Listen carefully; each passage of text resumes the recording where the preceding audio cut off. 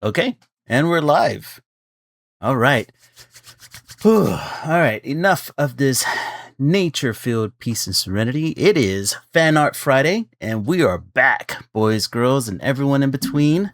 We are a studio created by artists for artists, and in our sketch sessions, we talk about anything that comes to mind while we create human art. I am Esso, and with me, as always, is the co creator and motivator, Miss Lily. Hello, guys. Welcome back. Welcome back. A lot has happened in the past week, and we have got a lot to talk about. Plus, the series finale of Dr. Stone just aired, and I's got to draw it. What are you going to be working on tonight, Lily? I'm gonna be working on something for the Amazing Digital Circus. Bueno, that sounds fun. But before we get into it, let's get a little housekeeping out of the way. If you are watching the stream, please join us in chat. It lets YouTube, Twitch, and Instagram know that you're here and counted.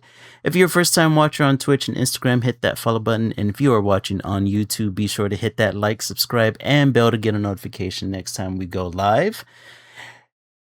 Let's see here. Be sure to follow Miss Lily on Instagram and TikTok at Lily Lilac Draws, all one word. Her links are going to be in chat. If you wish to get more art from me, some clips from the stream itself, or if you want to donate to the studio, head over to our link spree and we're going to have that in chat. And finally, as a disclaimer, the artwork that I present in each stream and only my work is pre-recorded. Due to my attention deficit, I cannot draw and carry a conversation at the same time. My process is normally pretty solitary and vibes filled. So throughout the week, I record about 2 hours of my process via OBS for each stream. If I end up going over that 2 hours that week, I speed up the video a little bit in Premiere just to match the total length of the stream, but no artistic process is lost in the video editing. Just time. But of course, a good artist isn't always a fast one. Obviously, repetition can speed up the process, but I didn't create the stream to showcase speed. I created it to showcase the artistic process and to create and to have a good conversation while doing it. So if you notice any kind of video playback, it's either me messing up the audio or the presentation process, and that is my bad. But now we got all the housekeeping out of the way. Let me go ahead and switch over the scenes here so they can see what we're going to be working on. Let's see, I believe that Instagram's getting the live feed as well as YouTube and Twitch. All right, everything's up and running. Okay, so let's see. How do we want to start this? Do you want to start talking about the what we watched? You know what? Actually, a lot of things happened in the week that I was gone.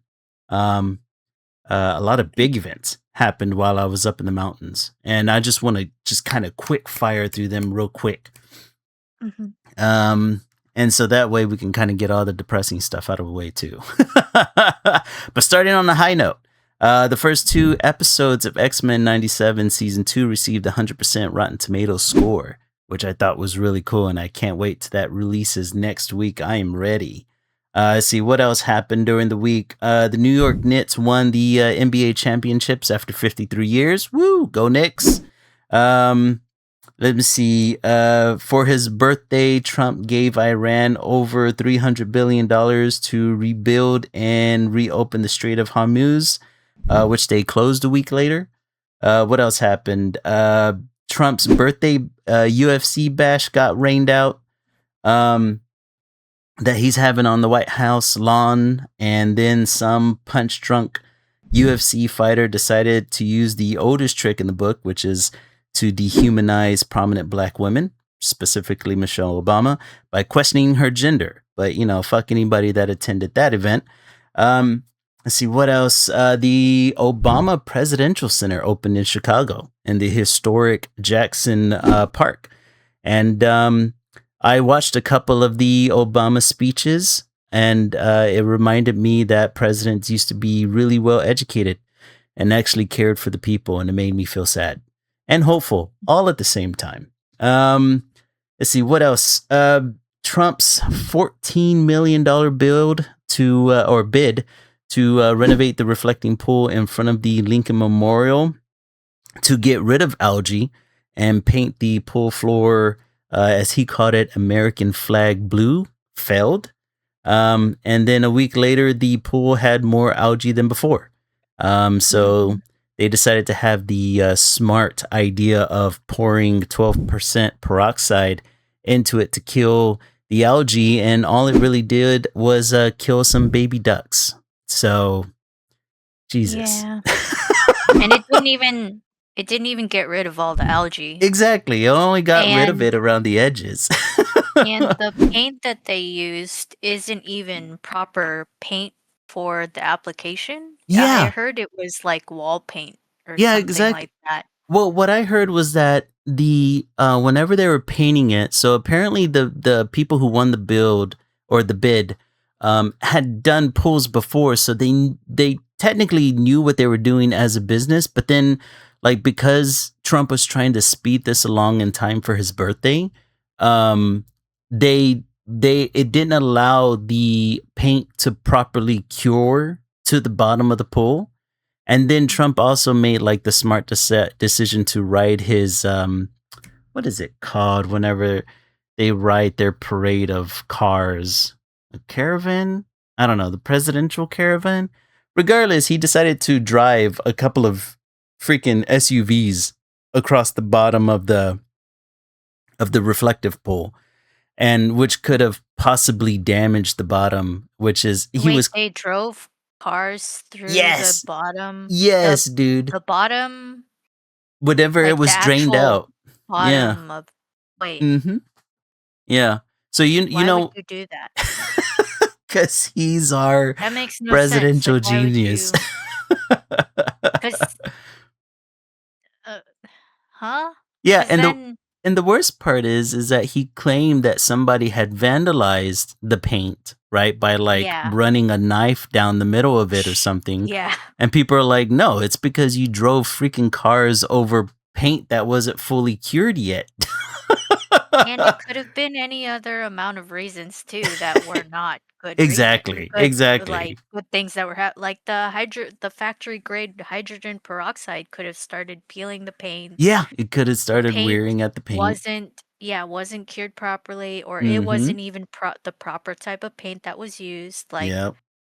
it wasn't anyone going down the middle of the friggin' pool with a Yeah. knife. Like, that makes no sense. Like, Yeah, like there was you'd some sort of catch them scuba diver just like you'd catch taking. them faster than them going through the pool with a Oh knife. Like, my what the god, dude. Yeah, This is where taxpayer money is going, yeah, by the way, you and guys. This is the actually where it's going. the insult to injury is the fact that like so whenever people started picking these paint chips out of the water, right, as either to kind of show what was happening, or I saw one person trying to sell a paint chip online. Trump sent out the National Guard and the park police out there and literally started arresting people if they even put their hands in the water. The Um, heck? yeah, and now the last thing that I saw was that Trump was putting a chain linked fence around the pool and tarping it over so that way people either can't access the pool or can't look at it, I guess. Wow. Kind of what he did with the did you see that scaffolding he put up in front of the Kennedy Center? Yeah, I think to hide that Mhm. they removed his name, right? Yeah, exactly. And And then now it's and kind of then like someone started projecting like the Epstein files yeah. and stuff like that and images Genius. onto the tarp. Yeah. So yeah, this is where taxpayer money's going. Oh yeah, folks. So Like happy that that's the way it my money is it's the going. perfect illustration of this administration for sure. Let's see. The only other thing that I noticed that happened while I was gone was oh yeah, happy Juneteenth to anybody who celebrated on the 19th. On the 19th I was already on the road heading back home. So but that was everything that I missed while I was out hiking and kind of disconnecting from it all for a little while. Um Man, what was happening? Anything happened in your world the past week? Well, the past 2 weeks, because you've been gone for Oh crap, that's right. Yeah, two it's been weeks. 2 weeks. My mind's out Um, of it. I'm trying to get it Nothing back. really. I don't really remember anything this last week. But the first week you were gone, um, one of the things that came out was Florida became the first state to sue OpenAI for chatbot harms, I which saw is that. pretty surprising because Mm-hmm. I wouldn't think that Florida would be the state to do it first, Yeah, but yeah, good of on all you, Florida. states. Good job. Proud of you. So that the lawsuit claims that it has OpenAI has posed a safety risk to users. They allegate that it has assisted mass shooters, encouraged self-harm, and degraded critical thinking, which um I don't know about the first one, um, but Mm-hmm. the second two for sure. Like Yeah. there's countless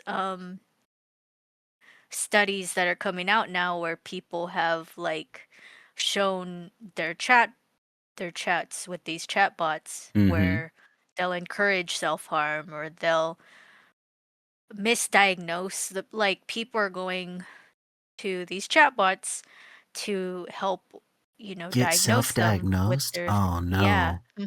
And Oh of course no. it's wrong because it's gathering so much data from the internet. Mm-hmm. And yeah, you can find some stuff that's true on the internet, but along with that harmful along with the helpful stuff is harmful stuff that's not true. So Mm-hmm. you know, th- the AI isn't able to differentiate what's real or not. Yeah. Um, Yeah. I've heard of have you ever heard of AI hallucinations?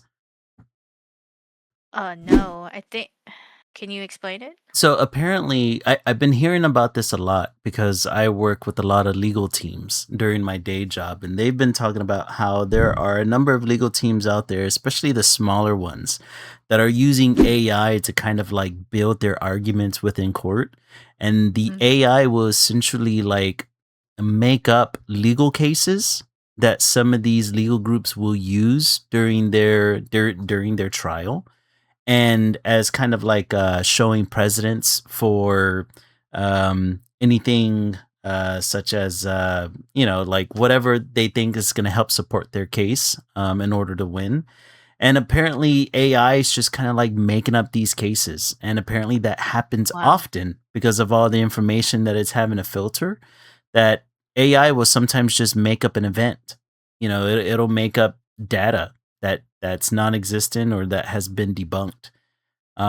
And that's scary, man, especially if we're starting to see it within our legal fields. Like, imagine everybody else who's using AI to come up with, to self diagnose of all stinging things. I mean, AI Yeah, psychosis is definitely a thing, you know? it's it's definitely Oh, that's it's scary. doing more harm than good, you Yeah. know? Yeah. Like, and I hate that, like, I don't want to call people stupid. Like, I think these people are turning to it Mm hmm. to, like, I just feel like a lot of the educational system across the board has failed Americans, has not taught them how to use critical thinking skills when searching through the internet. They think, and it's in part due to the marketing that goes into AI. Yeah. Like, oh, it's so super helpful. It'll definitely help you no matter what, it's super smart, but no, it's not. Like Mm hmm. you have to double check what it's telling you. You have to go to these sources that it's pulling from and using your own critical thinking skills to think, is this true or not? And you have to fact check that. I was fortunate enough to go to um a good school district growing up. Mm hmm. And whenever I hear, and we live in Texas, guys, so it's not that great. But Right. so I was fortunate enough to go to a good school district, and they taught us how to, you know, write essays, and you have to look at you know, different sources, and you have to fact check those sources and don't just rely on one thing, right?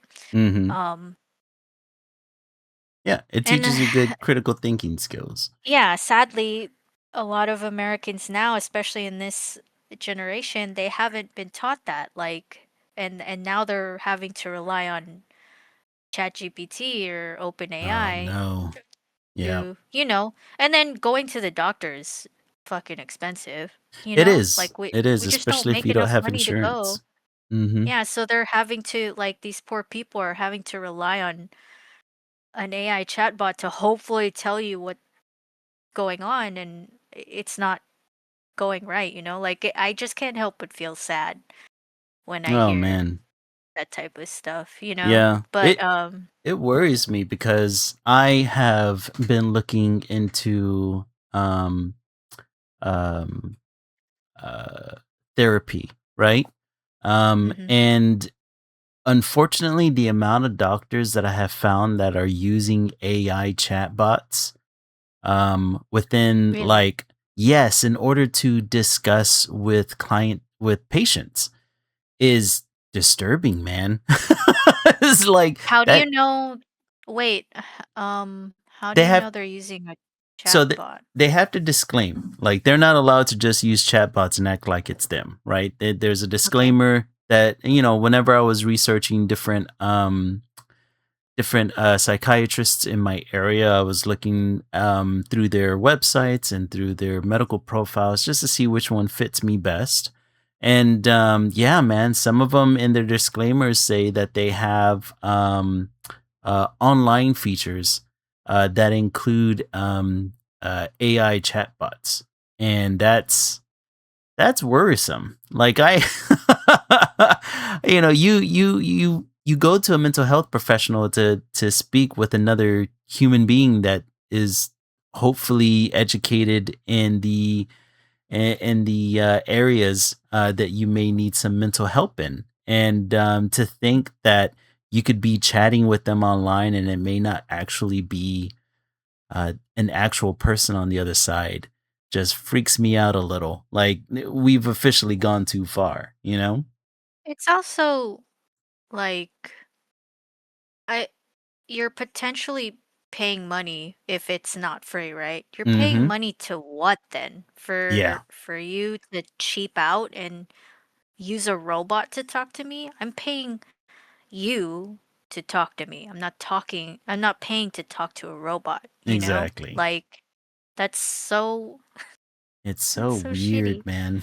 It's so such a weird. such a Yeah, weird that's so thing to do. awful. I don't I get why people want to embrace new technologies, but sometimes you just gotta, you gotta Not let this a way. yeah, you gotta let a technology simmer for a little while before you jump on it, especially for something as consequential as that AI can be to overall society. You know what I mean? Like But this I isn't mean, something.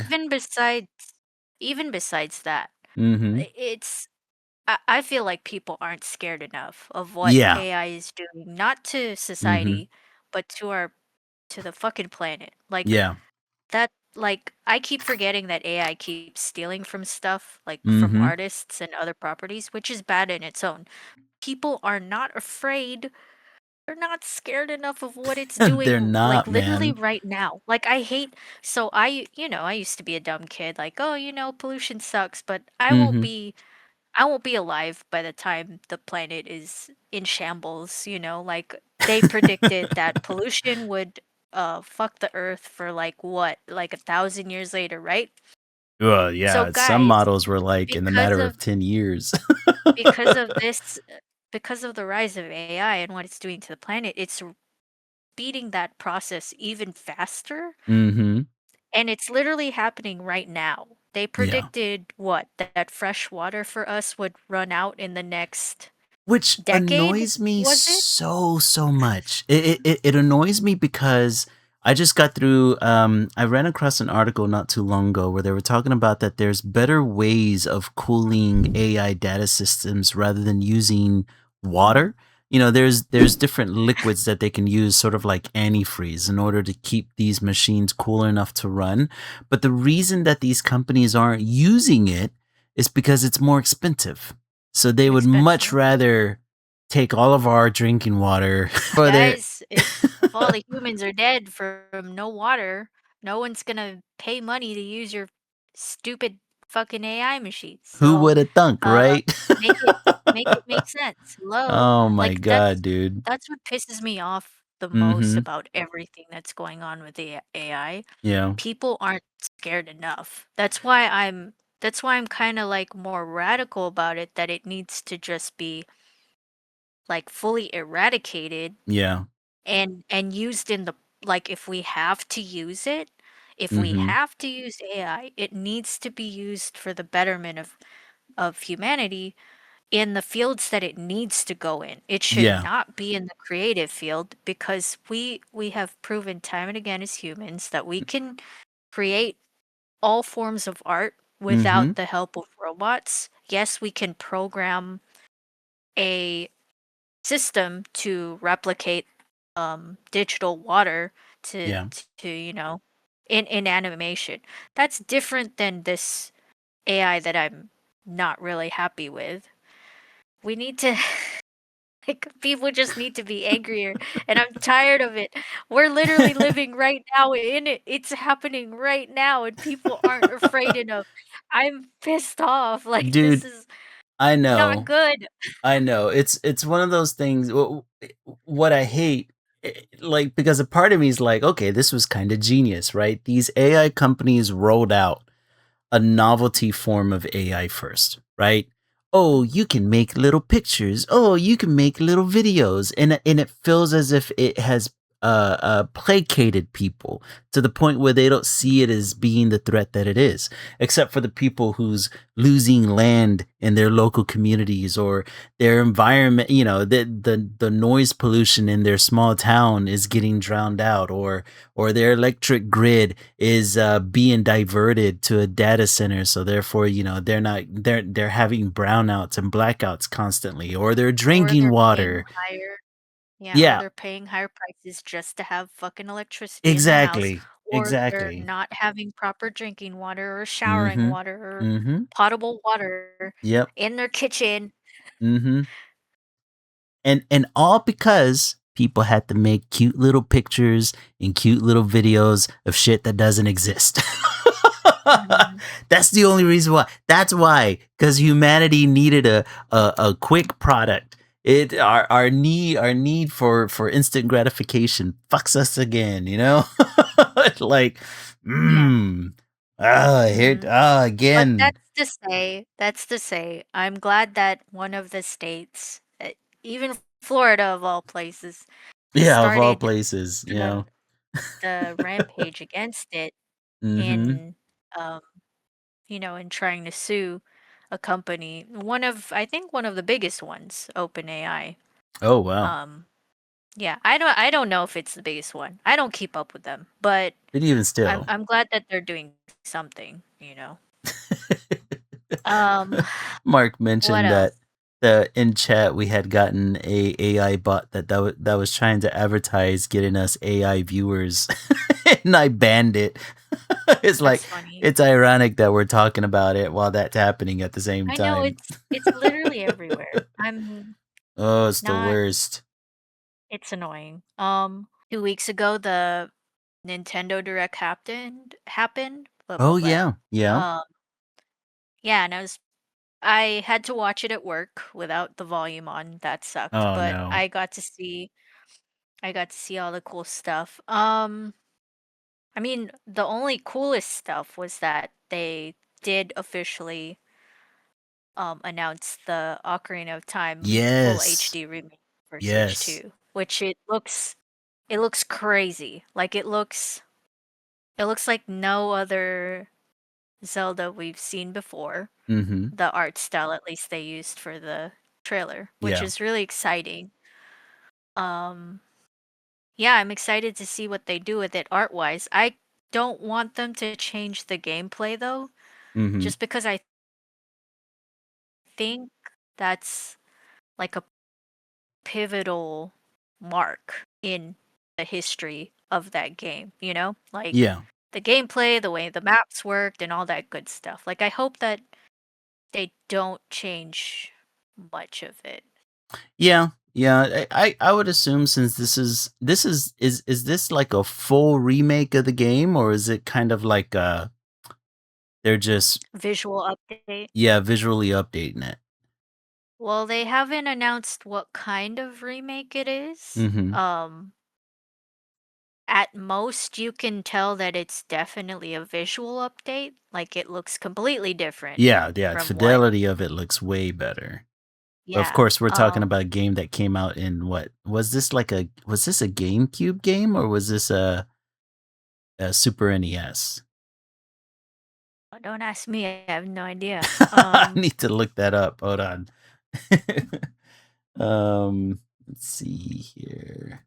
Because I played Ocarina of Time when it got remade, like an HD remake for the 3DS, which is Mhm. just they bumped up the visuals a little bit. Yeah. But for the most part, it looks just like the original when it came out. It came out for the Other, Nintendo 64. There we go. yeah, in '98. Mm. They did do some quality of life changes to the gameplay just by a tiny bit by you being able to see the little map on the bottom screen of the 3DS, which really helps the gameplay Oh, for sure. because a That's lot a of quality of yeah, life 'cause, improvement. yeah, because a lot of people were like complaining about some of the temples, namely the water temple Mhm. in Ocarina of Time, because you had to keep opening the map with the start screen, Right. because you'd keep getting lost. But in the 3DS version, the map is just you just look down and it's Mhm. right there. So you don't have to keep opening it. So I don't know how they're gonna implement that. I'm just excited to see it because it's it's a really good game. Yeah, And yeah. Everything that I hear about it, people have always had praises for it. What I found interesting was that whenever this was released, I came across this article where they were talking about there was this guy who had been developing his own version of an updated Ocarina of oh Time yeah, I for like a saw. decade. And then he said and then he stopped. He's Yeah, like, I'm not gonna he's not gonna step on their step on toes. Nintendo's toes, yeah. But he was Yeah, working on it for 10 years, man. I kind of I wanna see know. his version come out just to be like, "Hey, dude, you did it." Like, all Exactly that right. work wasn't for nothing, you know? I think yeah, so he definitely was just doing it Mhm. as a passion product. Yeah. Like, that's really cool. And it would be cool to see what he came out with Yeah, yeah, before. what kind of differences there would be. Yeah, I definitely would want to see it. Hopefully he maybe just, not even releases the game. Maybe just here's some shots from the game, here's Yeah, how this would have worked, here's I what I think at this changed. point, Nintendo would probably go after his ass if he tried releasing it. Oh, they would. They'd sue the pants off Mhm. of him. Yeah, exactly. Poor that's probably why he did that, because he's like, "Yeah, I don't wanna get I sued," don't wanna get sued right before they release their version because of they're it. gonna do it. They do it all the time. That's kinda their MO. Mhm. So that's what happened. The other thing that happened, was that Kingdom Hearts 4 was announced at the Nintendo Direct, which I was crazy saw that. because, so Kingdom Hearts is a franchise that first released on the PlayStation. Mhm. Um, and it was a PlayStation exclusive for like a really long time. Yeah. And then they started releasing games on some of the Nintendo handhelds, but never released the main games onto any other console. Mhm. So I thought that was crazy that they showed like a good amount of gameplay for Kingdom Hearts 4. They showed this amazing trailer for it. Um, And then they even announced at day one release of the game it would be available on the Switch too, which is Oh, wow. crazy. And all this comes after the Sony State of Play that happened last Mhm. month, which Mhm. like which everyone was disappointed by Sony's State of Play. They were saying, "Oh man, no Kingdom Hearts 4 news." And then Nintendo comes out and is like, "Oh, you thought, here you go. Here's Kingdom Hearts." We I thought got that was it. so funny. Yeah. Yeah. That's so weird. I don't know why they decided to do that, I but don't know. Like I saw the gameplay, some of the gameplay trailer, or not gameplay, but the trailer that they released for it. Mhm. And I remember seeing some of these screenshots from like, damn man, this had to have been years ago where I saw some of the early test footage for the game. Like how long have they been working on this game? It Oh, has to have yeah, been the years. first yeah, the first release of the first ever teaser of, Mhm. like, the gameplay, looks nothing like the gameplay that they released, Yeah, uh, yeah. last this week. I mean, sorry, this month. Mhm. So, I don't remember how long it's been that they announced it. I think they announced it back in 2022, Yeah, Kingdom Hearts man, 4. I wish I remembered because it feels so much longer. Well, Either that or I've here, just been anticipating it for a while. I still haven't even beat Kingdom Hearts 3. Yeah, Kingdom Hearts 4 was officially announced in April 2022. Yeah, Okay, okay. that's Yeah, crazy. man, that Yeah, it's is been 4 nuts. years. Oh my When goodness. did Kingdom Hearts 3 release? Early, I hope let me it's guess. Maybe 2019. I hope it's 2019. There. good. Mhm. I Because I was really disappointed with Kingdom Hearts 3. I haven't beat it. Like it It's I hope they kind of like separate themselves from the Disney franchise just because Disney, I feel like, had such a stronghold on it and they kept mhm. telling them, like, no, you can't do this with our properties. No, you can't do that. Like they I would be really super held their surprised hand. if they did, because it was such, I mean, the Disney characters are a staple of the game. Outside of the main storyline, but I'd be super surprised if they got away from that. Although, so whenever I saw the video, it and tell me if this is just a me thing, but I saw the video and I noticed that the style was leaning more towards like Final Fantasy 15, right? Yeah. The So style that's looks why a I little bit think more realistic. mhm. That's why I think they're changing it. Like, Mhm. yeah, I think the Disney characters like, Donald and Goofy are definitely gonna Yeah. show up, and of course Mickey. Um, but I'm really hoping, or they had a really long talk with Disney and was like, look, Right. y'all need to stop doing this because the fans really like, have you seen all the theories that were on the internet? Like, they want us to be able to write your properties in a way that makes sense in Kingdom Hearts, okay? So Mhm. stop it. It's either they did that or they were like, okay, yeah, we're just not gonna like go heavily into the Disney properties and just do more of like a Final Fantasy thing. I don't know. I don't know how Right, they're right. gonna do it because Disney is crazy too. They're just as bad. I think Yes, if they not are. worse than Nintendo. Mhm. They really But yeah, are. so it's definitely changed in style because if you look at Sora, his main characteristic, other than his giant spiky hair, is his giant shoes. Mhm. And them So, gloves. which were nowhere to be seen in Mhm.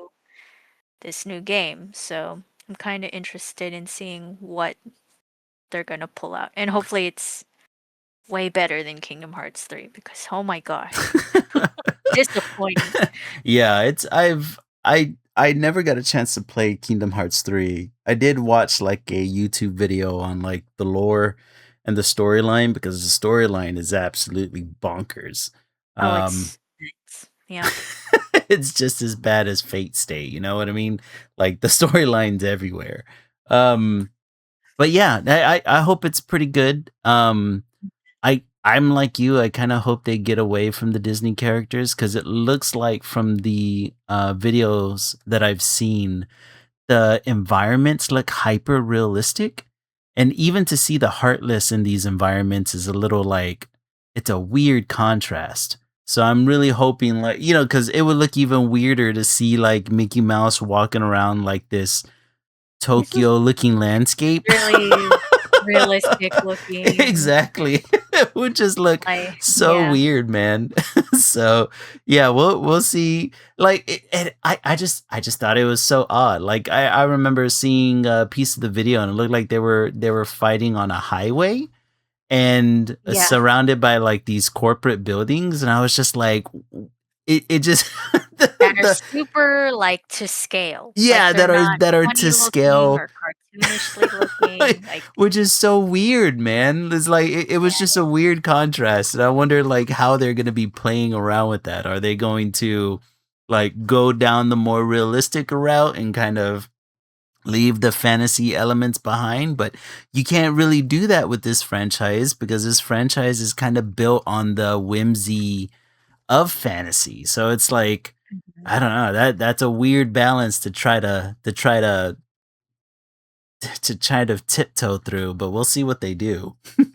Yeah, I think so I think because 'cause they're saying that okay, so spoilers, even for Mhm. me, like, uh, Sora goes away at the end of Kingdom Hearts 3. Does he Oh, die? We don't know. He I just don't know. kinda disintegrates, and so they're saying that this place that he's in right now is Mhm. kinda like the Kingdom Hearts version of the afterworld.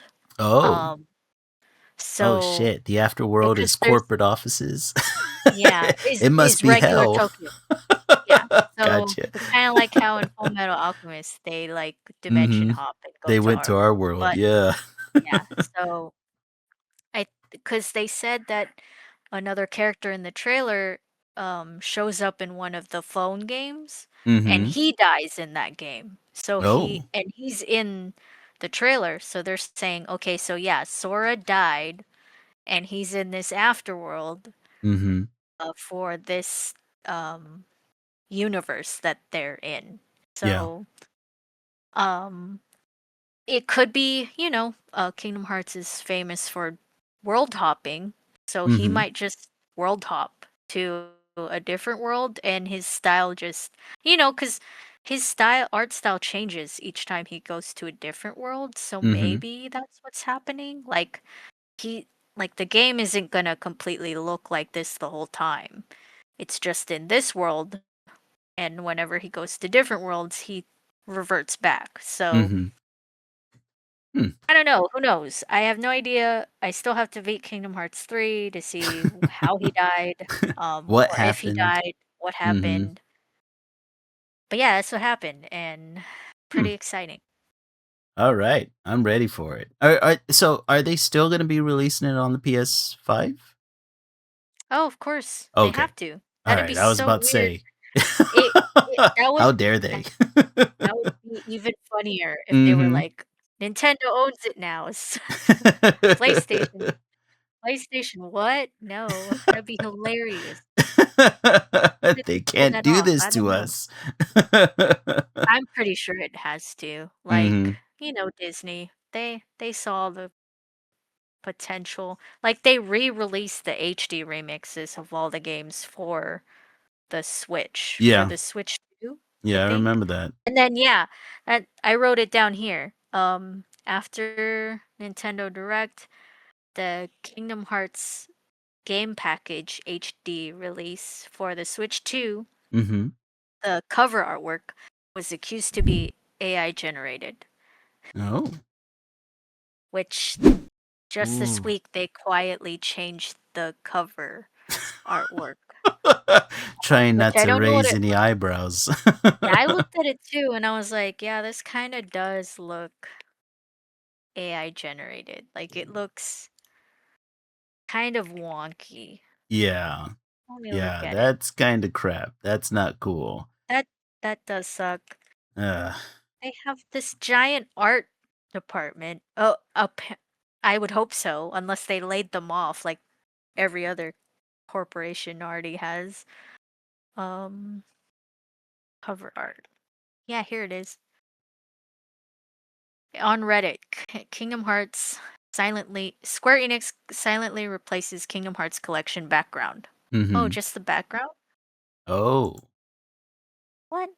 But they didn't change the characters. Funny. Oh my goodness. So Here, it's you won't only half realize AI. you don't really don't realize it's even any remotely AI if we change the background. Oh my goodness. I know. It's so disappointing whenever companies I'm start. disappointed. Yeah, like come on, man. Like a lot of times, what annoys me the most is that something like this will happen, and then the company will be like, "Oh, well, it's because we went through some contractor, and then the contractor did this," and you're sitting there going, "Well, you can't tell me that as a professional global industry that you couldn't take a look over this independent, studio's work and be like, hey, this looks a little AI-ish. You mind fixing that? Oh my goodness, man. Why would they do such a thing? Money. Yeah. Yeah. At the end of the day, it's because of the money. Money. Mm-hmm. Oh my goodness. Trying to meet deadlines, trying to save money, cutting corners as always. Goodness. All right. Anything else happened the previous week that I may have missed? Um, the only other thing that happened that I did Mm-hmm. specifically was I watched the Backrooms. Oh, okay. So how was that? Because I mean, I've heard nothing So but good stuff. I think like I liked it. I Mm-hmm. think it's definitely so it does get slow at one point. Yeah. And there it was so funny in my theater, this guy fell asleep and he was or girl, and they were snoring and you could hear them. And I was like, "Bro, wake that wake this person up." That's so funny. But yeah, Was I it a liked snooze it. fest? It did get slow at one point, Oh, okay. but like I I definitely enjoyed they're different types of horror, obviously. I Mm-hmm. definitely enjoyed Obsession more. Yeah. Um, but they're both really impressive. It's so crazy to see the backrooms on the big screen. Like I remember watching some of the first videos that Kane has ever made for the property, Yeah. like on YouTube, and seeing it come to life in theaters was so insane to me. Like Mm-hmm. he did such a good job too. The soundtrack is amazing. I think I need to watch it a second time and really just look at it at a different lens, I think. And I think without the person snoring in the background, maybe I would have like not realized how slow it was, Yeah. but I think he did a really good job. And yeah, I would not want to be stuck in the back rooms. Like it's still Yeah. terrifying. Like Yeah.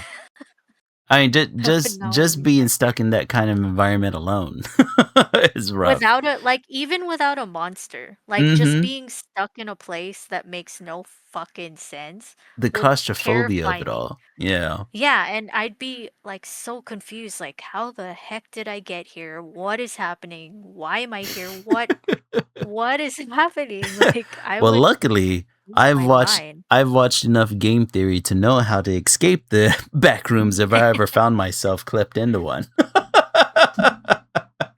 But yeah, Did dude, you get it's a huh? did you get a chance to watch it? Because you wanted to No. watch it too. Yes, I wanted to watch it. No, I haven't gotten a chance to watch any movies recently. Mm. Although I think I'm going to be this weekend. I'm probably going to be watching Supergirl. Um, Okay. only that now I'm starting to read that it's not so great. But What? while I was out on my adventures, I stopped off by a comic book store, and I picked up the graphic novel that the movie's going to be based off of. Um, Mm. because I wanted to get like a preview between what's in the comic book and what's going to actually be on screen. Um, and the comic book is really, really good. And I really like the artist that's behind it. So if it's anything close to the comic book, that's going to be really interesting because the story is less about like high action and punches being thrown everywhere, and it's more about like a character piece of Supergirl. And Mm. so I'm excited to see if it still follows that kind of through line, or whether or not they're going to be trading that out for something that's a little bit more high impact just to keep eyes. But we'll see. I think, but yeah, as far as any kind of movies, I think that's probably going to be the only one I'm going to be able to catch this coming weekend. Unfortunately, I'm going to have to stream Obsession or Backrooms once it hits the streaming services. Like, I wish I could just see all the movies in the world. Please let me be able Yeah, to see all the but movies it's in the world. yeah, it's still gonna be a good watch, but Yeah. man, seeing it on the big screen, Oh, it and makes then all the also just difference. hearing yeah, and then Mhm. just hearing all the other people in the theater, like, reacting to it is kind of funny too. Like, Yeah. it's just it kind of validates, like, the thought that you have in your head, like, "Am I really watching this? What the heck is happening?" You know? Like, when Yeah. other people, like, kinda laugh or like, "What the fuck?" Like, that sort of thing, out loudly in a theater, it's kinda funny. But, I kinda wanna say, when I watched the trailer for Supergirl, Mhm. have you seen it? The Yes, trailer? I've seen, like, the most recent trailer that has come out. Okay. I don't know if I've seen the most recent trailer, but Mhm. it's basically like the trailer I saw was that they kind of like took her dog and Yeah. then she was like, basically like, don't touch my dog. Mhm. And I was thinking this is basically John Wick, but a superpowered John Wick. I wonder if they're gonna play that angle of it. That would be yeah, that's the vibes I got. That she's just like, don't you fucking touch my dog. And it's Well, like, if it's anything like the comic book, right? In the comic book, she ends up helping a um a young girl who her father is killed by like some Kingsman agent, like some sort of bounty hunter or some sort of police officer entity, right? And so this young girl goes to Supergirl to get help, and in trying to help her, um this assassin poisons Crypto, the dog, and so then it becomes personal for Supergirl, and it starts from there, and she has to kind of like chase this assassin down to see what kind of poison he used to shoot her dog. Otherwise, her dog's gonna die, right? mm, So if they go down that route, it's definitely John Wick. But it's gonna be interesting to see how they change it. Like, unfortunately, I've been seeing mixed reviews. I mm, try not to pay attention to reviews too much before I go see something because I kind of want to experience it for myself. But I yeah. always kind of decided that, Supergirl, Spider Man, and the Avengers movie were going to be like the big tentpole movies that I try to see this year. So Mm. we'll see what happens. I mean, otherwise, as far as Spider Man goes, I am super hyped for that thing because, my God, almost every trailer that comes out for it looks amazing. Oh Um, yeah, I'm so excited. Super excited for that. But yeah, Next month. Oh my hmm gosh. one more month, man. Oh my Not even a goodness. whole month. We just got to get near the end of the month, and we'll be able to Yeah, see it. I'm so excited. And I'm so scared because like what's gonna happen? I Dude. haven't seen any of the like what is it? Uh The huh. press tours for it, but Yeah. like I think I saw like a snippet of one on Yeah. accident and they were kind of alluding that MJ might die and I'm just like, hmm please don't. I think Peter Parker is gone through enough. Can we stop killing? No, Can we no, Peter stop Parker killing? can never go through enough. All right. Stop. He's already dead. Stop it. Yeah. Dude, I am so No. I've literally gotten into internet fights on Twitter with people about like about what could possibly be happening in this movie Really? cuz dude, like cuz there's theories galore, especially centered around what's happening to Peter, and then who Mm. Sadie Sink is supposed to be. And I've gotten into Eh, these They haven't debates. even like they haven't even released No, like any nothing. glimpse of her. Mm-mm. Yeah. Yeah, I think there's been like some behind the scenes where she looks like she's in a hoodie, And then like the most recent trailer shows her in a hoodie and she's kind of playing like an antagonistic role. So it I don't she could be playing a million different characters within the Spider-Man universe, but people are insisting that she's playing a character from the X-Men universe and I'm just like, Jean Grey. "No. There's no way. Why There's not? no way." Okay, so my theory is that the reason it wouldn't make sense to introduce an X-Men in this Spider-Man movies because number 1, this isn't technically an MCU produced movie. It's technically a Sony movie in partner with Yeah. the MCU, but Sony owns right the distribution rights and all that stuff to this. So I don't understand why the MCU would introduce the brand new X-Men, right? In a Sony production. Like as Mhm. far as like the legality behind that, it makes no sense. The other thing that makes no sense to me is that the characterization is all off on this, right? Like when has Jean Grey ever been a bad guy or say the things that she says in this most recent trailer without Mhm. being the Dark Phoenix. You know what I mean? Like that's the only or even being like Madeline Pryor or being the Goblin Queen. Like that's the only time she goes down those dark turns. And I highly doubt that Kevin Feige in the MCU is trying to go that route right off the bat. Um, but later on in the stream, I'm going to be talking about that because there have been some interviews where they've talked about what they're going to be doing with this current MCU X-Men that they're going to start filming at the end of this year. But Oh, really? oh yeah. But the thing is, like, just so many people whipping out the Jean Grey allegations, and I'm just like, I don't think so, man. Like, You're just saying that because she's a redhead. and that's what I'm thinking too, right? Like people are taking the most laziest route of Like, she's who a she could redhead. She possibly. has to be playing. She's redheaded. She's young.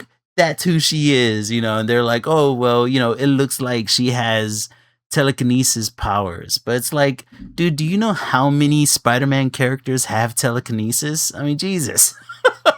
That would be such a crazy turn, though, to hmm just like, here you go. You didn't think it would happen, but here it is. Here's an X-Men in a X-Man. Spider-Man film. I Okay, mean, so question. yeah. Does Spider-Man ever run into the X-Men like a lot? He has, but it's never adversarial. Spider-Man has never been adversarial with the X-Men. Meaning, Meaning like it's never been like a X-Men versus Spider-Man scenario. If anything, a good majority of the time they work together a lot. And maybe like yeah. there's like some tension between Spider-Man and Wolverine every now and again because Wolverine has That's hit funny. on Mary Jane because she's his Oh, that's type. awful. Hey, it's Wolverine we're talking about here. Um, No. but it's like, yeah, unless there's like some sort of like Avengers versus X-Men scenario where, you know, Peter takes the Avengers side, like I just don't see why you would introduce an X-Men in a Spider-Man film as essentially the bad guy. Like I just don't understand it. Like and Mhm. okay, if I were to play the mental experiment of like, okay, what if it was a situation where like you're trying to introduce the X-Men in an aggressive way so that way the humanity of the MCU would be prejudiced against them in some form or fashion. I can kind of understand how having a X-Men terrorist would kind of like make sense, right? In order to build that bad blood between humanity and mutants. But it's like it's also one of those things where you can introduce, you know, because we're about to go through Doomsday and Secret Wars, right? We're about to Mhm. have the universe, right? The entire world broken apart, pieced together by Doom, and then like made to fight each other. and then eventually the world's going to come together as a whole as like one single timeline, one single universe, right? So there is room to introduce the X-Men as like this new human species that other humans are just not vibing with, right? Like it's easy to kind of like build that prejudice tension between humans and mutants, especially if you introduce them after like a cataclysmic event like Secret Wars is going to be. But it's like before that, why are you going to do that for? It kind of feels like you're double dipping, right? And you're making the X-Men out to be like these terrorist organizations for no good reason. Mhm. Like in the most recent trailer, like this new telepathic villain, whatever she is, whatever Sadie Sink is, she's like threatening Peter Parker with finding Mary Jane and injuring her, right? So it's like, Mm. so it's one of those things like, okay, so that's not good. That's not something Jean Grey would That's do. not very X-Men. Yeah, that's not very X-Men like. Jean Grey was never part of X Factor. You know what I mean? So Mm. yeah, you gotta. I don't know. I think it's like you said. People see red hair, green eyes, and is a young woman. They automatically jumping towards the X Men. It's so goofy. And I've been having arguments back and forth with some people that are just insistent. But either way, I'm super excited for what they're going to be doing with that movie. And according to some of the trailers, man, they're introducing a lot of characters in this movie. So I am down. Yeah. I want to see what they It do. feels it feels very very this is kind of a trend that you see with the Spider-Man movies where they just Mm-hmm. kind of start throwing everything against the wall at the Mm-hmm. very last movie. Like this happened in Tobey Maguire's Yeah, in the No Way Home movie. Yeah. finale. Mm-hmm. No, like Oh, you're in talking Tobey about Maguire's Spider-Man. okay. Like in the third film, like I feel like there were way too many plot points that were delving into each other, way so many like so many characters, and then kind of in Andrew Garfield's like he didn't get a third movie, but I feel Mm-hmm. like in the second movie it kind of started looking that way too with Yeah. like a lot of plot points and this and that. And now it's kind of happening with Tom Holland's Spider-Man where Yeah. they're starting to so I'm kind of worried because when you have so many characters and when you have so many plot points, some of them feel like irrelevant or like why is this here or not very fleshed out or oh, Mm-hmm. I wish I could have seen more of that one. So I hope the writing is on point. I hope they stick the landing because I'm a Yeah. little worried about that it's going to be way too much and not enough substance for each point and each character. Yeah, I kind of see where you're coming at. Like I think I don't know. The reason why I never have very much issues with it is because it if you've been kind of like a long time comic book reader, you're kind of used to this, right? You're used to like Spider-Man going up against five villains. Like the Sinister Six existed in the comic books for a reason. Like Spider-Man literally going up against the six most powerful of his villains and Rogue Yeah. Gallery.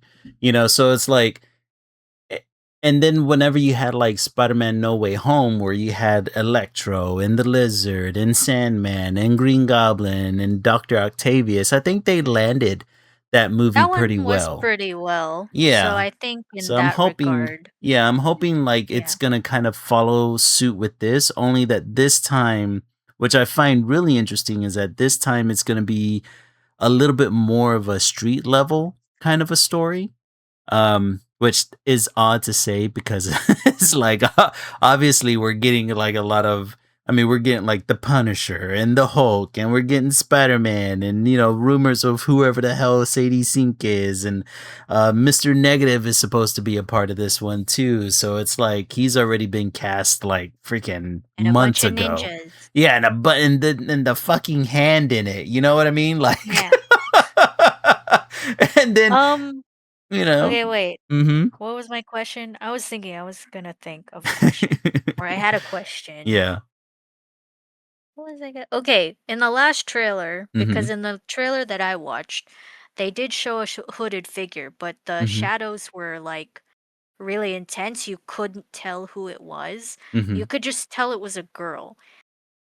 I don't know if it's the same trailer that you watched, but in the trailer that you watched, did they straight up show Sadie Sink, or was it Yes. this hooded figure? Yeah, Okay, they so straight up her showed her. face actually okay. Mhm. So there's a trailer I haven't watched yet, cause Yeah, they okay. do show her, and it's one of those things where it's like, this the again, AI being the bane of everybody's life. People are starting to release like fake behind the No. scenes. Yeah. Ugh. And no, it's even Again, worse than that, dude. eradicate AI. It's Fucking even fuck this shit, it's even dude. worse than that, dude. I've seen AI compositions of like Sadie Sink like going to like red carpet events that never really happened. And Ugh. like and in these Ugh. AI photos, they have Sadie Sink in the same clothing or the same No. clothing color theme as Jean Grey just to fuck with people's heads. And I'm just like, come on, man. Like That's so fucked. And it's also, fucked. like, Mhm. it's fucked, and then it's also like a breach of her Yeah. like she's not consenting to like To this is none of all it. Yeah. hella fucked. Yeah. Like you're screwing with reality. You didn't ask the actress if she could like screw Mhm. with people in this way, right? Yeah. You didn't ask for her consent. Like, Just just stop horrible it. people. They're Just just being stop it. horrible people. Stop being awful. Well, Stop it. Ugh. and the worst part is like they're just doing this for clicks. You right? They're just Yeah, doing this for doing clicks it and for clout. engagement. Like they don't give two fucks about whether or not it's real or not, as long as people interact with it and they're able to spread a rumor and go viral. And that's the most annoying part out of all of this. Mhm. That people are doing it for money. Money ruining it again. People suck. That's just the long and Yep. the short of it. People Mhm. suck. It's true. People do suck. But anyways, back to the fun stuff. I'm excited for the movie. I Yeah. can't wait to watch it in theaters. Mhm. I'm gonna I know I'm gonna cry. I cried at the last movie Yeah. so bad when Aunt May died. Oh my Oh god, my that was gosh. rough. That was That so was rough. crazy. Yeah. I didn't think they were actually gonna do it, Yeah, I had but no idea either. damn, because he already lost because he already lost Uncle Ben, Uncle which is Ben's the gone.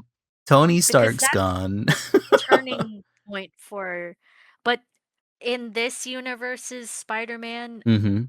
it well, no, he was already a good hero Yeah. after Uncle Ben, Yeah. but to lose Aunt May too is Oh my crazy, god, dude. and then he also lost Iron Man, And then like and Iron then he Man. lost his friends, like, what the fuck, It dude? fucks Like you up, man. It fucks you up. MJ dies, Good I'm gonna like. flip a table. Like, I'm just gonna That's it. If MJ dies, we're rioting. killing Peter Parker's people, man. What are they gonna do next? Give him a puppy and then take that too? Yeah, what are you gonna do? Like, how worse can you get? Like, just stop it. Peter's life is just suffering. Stop it. I know. It's so, like, Oh my god. At least give him a I W one time, you know? yeah, Just once. I really like, Spider-Man and Peter Parker's, what he stands for, that he'll Mhm. always choose to do the right thing no matter how bad it gets. Yeah. And I that resonates with me so much because I painfully always choose to do the right thing even if it's painful, Right. you know? Mhm. And but I just want this dude to stop suffering. Like, stop. Just Like, for a little while, you know? universe universe, can you stop? Like, Dude, and then if they're with this movie, if they're doing the storyline that I think they're doing, it's like Don't tell me they do I, die. Don't tell me I'm not someone gonna. I dies. won't say anything. I'm not gonna. I'm That's not. what you're I'm not. implying, I'm man. not I'm like those gonna cry. manga readers. That's like, just Okay, I'm gonna wait. I'm gonna bring some tissues. But It's gonna happen. if they are adapting the other storyline, it's gonna get interesting. Like really Oh, interesting. It's like it's gonna expand Peter's world by like tenfold if they're going down this route. But apparently, like this movie is supposed to be a direct prequel to Doomsday. So in some form or fashion, it's gotta bridge that gap that's happening besides of what Fantastic Four has already set up. So mhm. like I don't know what's gonna happen. I my assumption is that there's gonna be some sort of multiversal shenanigans happening, maybe, right? Since we're dealing with Doomsday and Doctor Doom and multiple realities and all. But Mhm. like, and this is the other reason why I think Sadie Sink is somebody else than what people are saying. But I mean, the other thing that I keep thinking about is that next year we're also getting the third installment of the Miles Morales Spider-Man movie, right? Yeah. So who knows what connections we're going to start seeing. So what you're saying, if you think it's going to be adapting the comic book that you think it's doing, Mhm. or the storyline, Mhm. is this do you think this is not the end of this Peter Parker, this Oh no, Spider-Man? not at all. Not at all. Really? If anything they're just kind of like I don't know how to What do you put it. think? Mo problems, mo powers, problems. It's the only way I can put it without So, spoiling okay, anything. so you think he's definitely gonna be in Doomsday? Oh, for sure. Most Cool. definitely. I mean, Spider-Man's definitely like the 'Cause I don't face think of they've the said MCU right now. anything. 'Cause I don't think they've said anything about him being in Oh, Doomsday, he's right? well, Or the only thing that I've heard is that this movie is supposed to be serving as a prequel, that it leads right into Doomsday. And if mm, Doomsday is going to be like the first half of what's going to be Avengers Doomsday and Secret Wars, I can only yeah. assume that what's happening in Doomsday is utterly tragic. So, I'm gonna be crying this whole year. 'Cause Doomsday is later this year too, yeah, like, yeah, Doomsday is in it's December. awesome. Yeah. Oh my gosh, okay, so speaking of movies, Mhm. because 'cause we're talking about awesome movies coming Yep, out yep. and the box office is gonna pop off. I read an article, I think on LinkedIn, that Mhm. the show up rate and the rate that people are going to the movies now Mhm. has been as high as it has been since before COVID. Oh, fuck yes. That Yeah, deserves a so clap. yeah, isn't that awesome? Like, Hell I read yeah, that man. title and I was like, We're back, that's baby." yeah, because Hollywood and, all these bigwigs and Mhm. people with the money are like, "Oh, there's no money in movies anymore. People don't like going to the theaters." And, I kind of understood that, but I also didn't because there's Yeah. just this magic there to going to the theaters, and you Mhm. see it too. And like, I think we're seeing this rise because of, all these indie directors and writers are coming up to the forefront. Mhm. Gen Z is seeing that and supporting them. Um, just good movies are coming out. Like, Yes. it's such a good thing to read. Like, I Oh, was just yeah. so happy. I'm super happy that attendance is up again. Like I'm glad that theaters are still going to be a thing. I'm glad that my daughter is going to be able to grow up and see a movie in the theater cuz Mhm. I wanted her to be able to experience that. Either that or I was going to have to find a way to build a theater in the house. You know what I mean? And that's expensive. Yeah. But I mean, man, oh man, like I'm super happy, and it's the way it should be. We need Mm. theaters. We need that social space. Like it can't always just be in your living room or on your phone. Like I think that takes Honestly, yeah. away.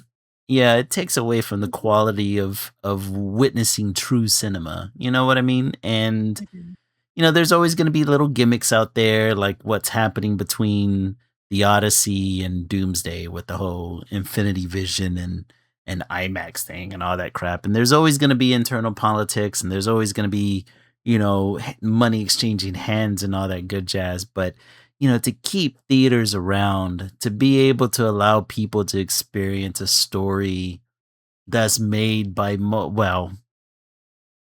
cross fingers, that's made by artists coming together and collaborating, man. Like that's the beauty of movies, and that needs to stick around. Like, yeah, I've I've been a cinephile since I was but a wee one, and I do not want them to go anywhere. So I'm happy. That makes me super Mhm. happy.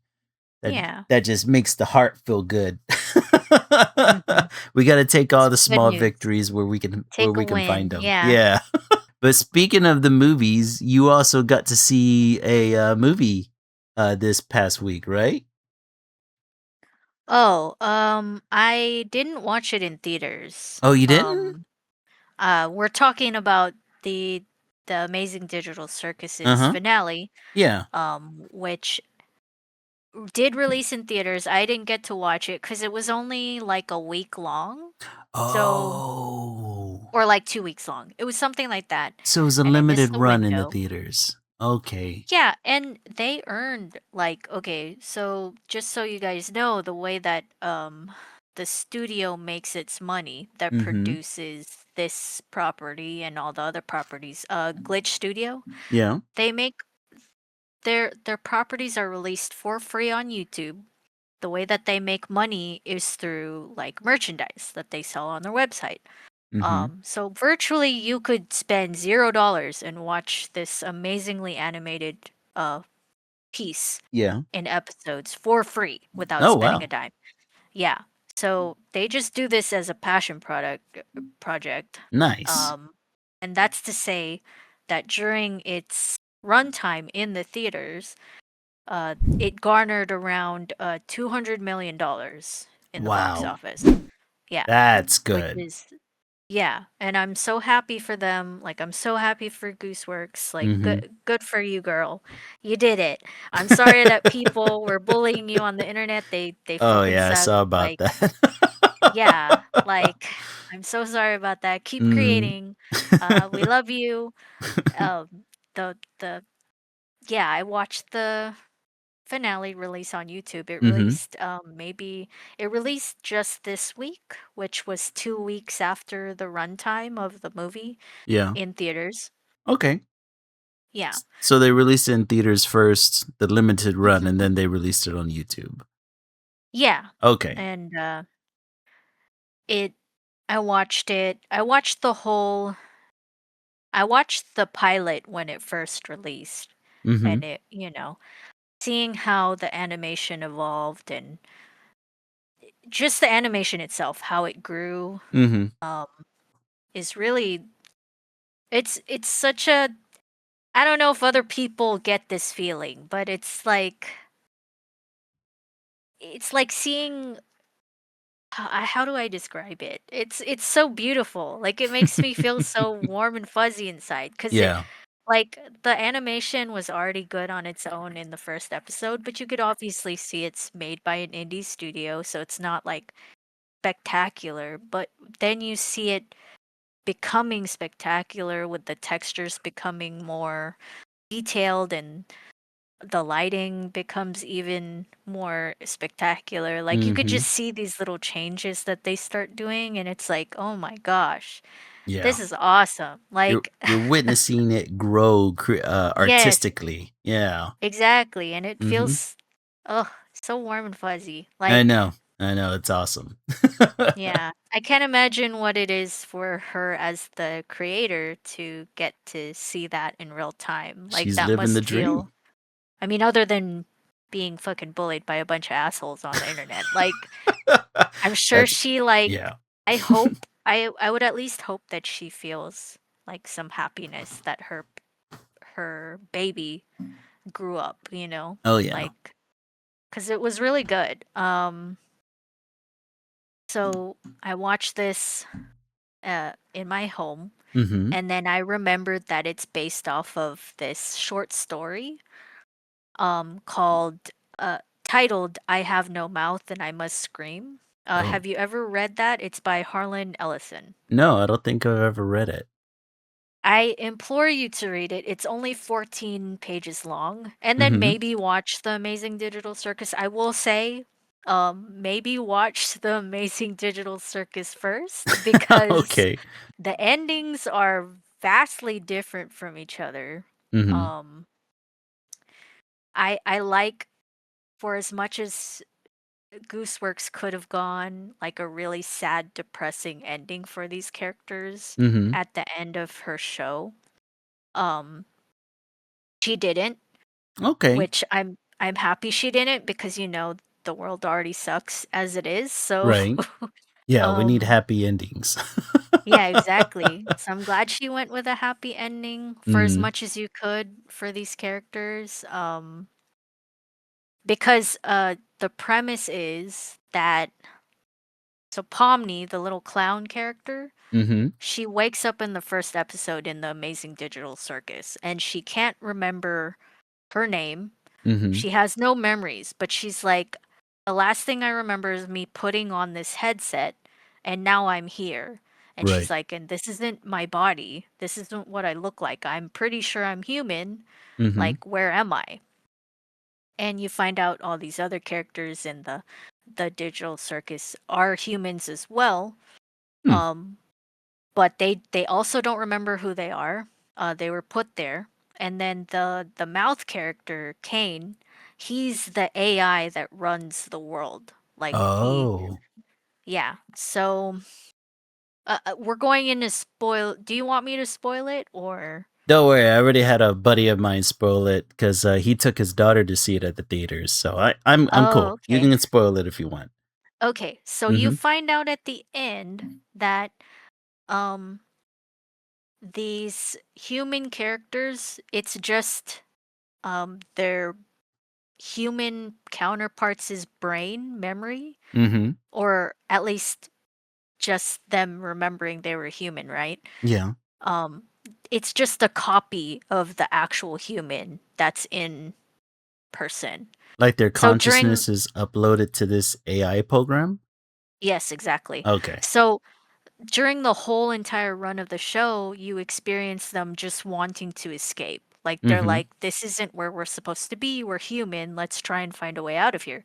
You find out at the end that there is no escape because they're just digital copies of human consciousness of their actual selves, Oh um, man.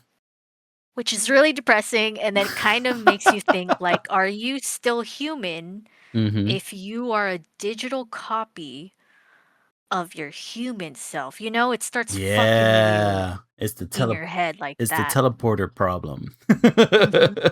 Yep. Yeah. And so it ends in a happy ending Okay. because Kane, the AI, as easily as he could have been like, and he did in the episode prior to the finale, he starts like fucking with them. Like, you guys aren't appreciative of anything that I'm doing for you guys. Like, I'm trying to make a comfortable life for you guys and this and that. And he starts like torturing them. Mm-hmm. But then in the finale, he realizes, like, that's not the right way to be. We're all stuck here together. Like, Mm-hmm. would it actually benefit me to just torture them forever? No, it wouldn't, because that's not what I want. Right. And so he gives them a happy ending. He shows them like what they really are. And then they just cohabitate together. And, So there's you still know, so these consciousness copies are still in the AI program at the end of it, but they realize that they're not the actual person. That the person is still in yeah. the real world. Yeah, so Kane actually shows them like snippets because humans they pretty much upload their whole lives onto the internet, even Mm-hmm. like continuously. So you Right. can always see what's happening with them. So he shows them like, here's your human counterpart and here's what they do. And they find Oh. solace in that. And then they also like Pomni, she's asked like, do you want to take your actual name? Like, your actual name is Abigail or Mm-hmm. Abby. and she's, or if I'm misremembering that, I'm sorry, audience. It's something like that. But Yeah. Kane or the cast asks her, "Do you want to take your actual name?" And she's like, "No, because she's out there and I'm here and I'm Pomni." Mm-hmm. Like she realizes herself as a separate consciousness. Like they all basically just accept that they're their own person that Okay. exists in this own world, Right. Right. which is not a existential dread, but just an accepting of like where you're positioned and, at least the person that helps run the world for them is not a complete asshole or he, realizes that, hey, I was being an asshole, I'm sorry, you know. Mm-hmm. So that's the happy ending and I was happy for them. Um because like I said, the world sucks right now and what's another sad story, right? Right. Exactly. Yeah. But that's different from the thing that it's loosely based off of, which was I Have No Mouth and I Must Scream, which I read. Um, it's only 14 pages long. So if you Mm-hmm. guys want to read it, like if you're interested in that sort of thing, like give it a read. But let me warn you, there is no happy ending. Like Oh, to that one. Okay. it's it's really sad.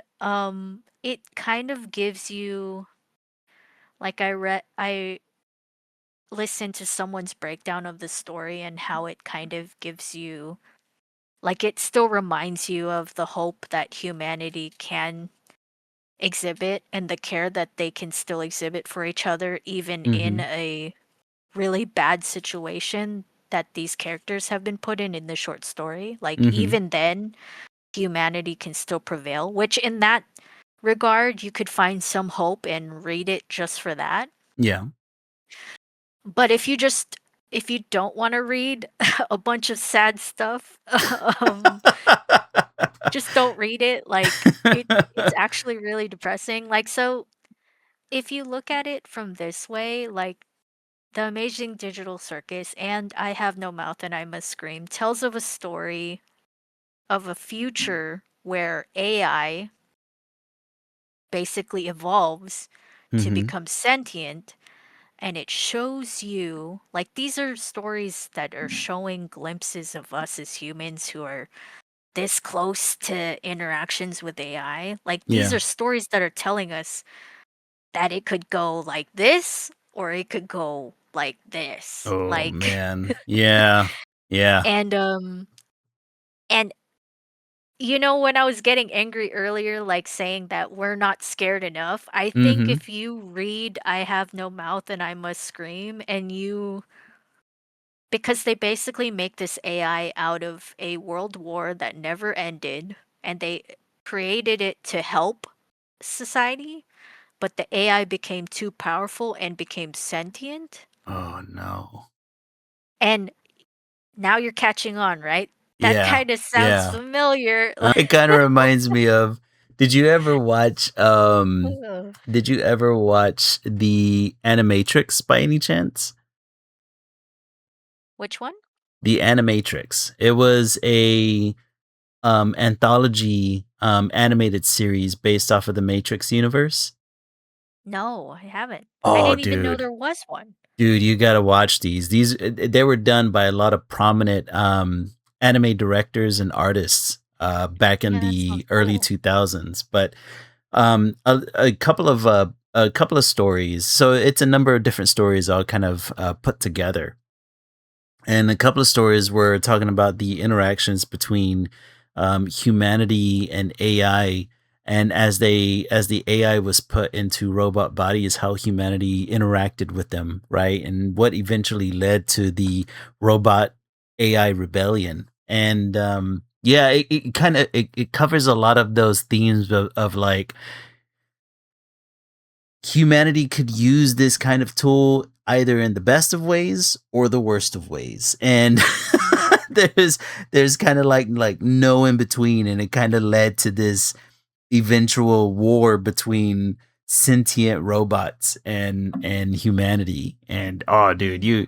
you gotta take a look at it because the animation, like I think I can't think of his name now, but like the director to Cowboy Bebop did an episode of this, like, and Wow. the animation is so good.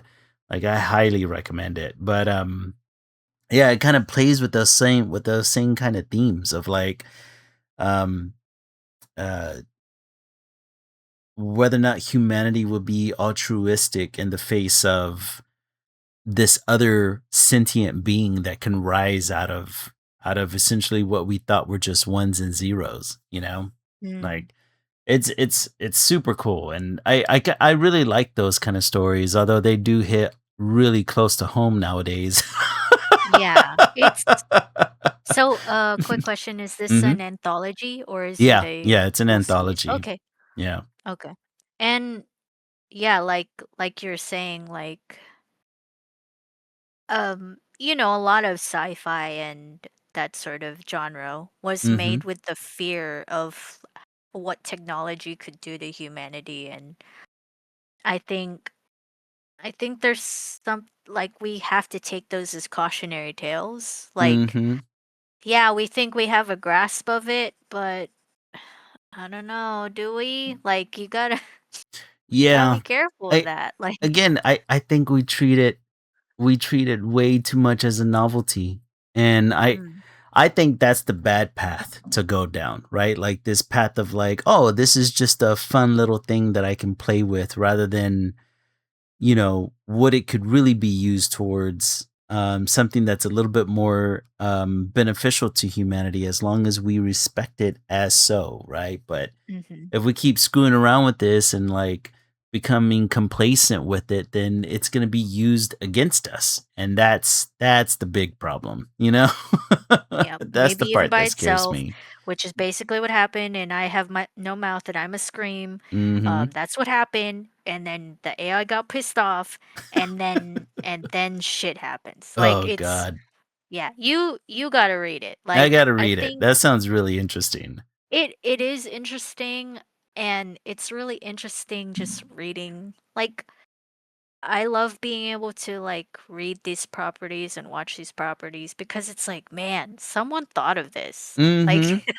Yeah, it's just you're another artistic you expression, man. yeah, you thought of this, and are you okay? Because this is not okay.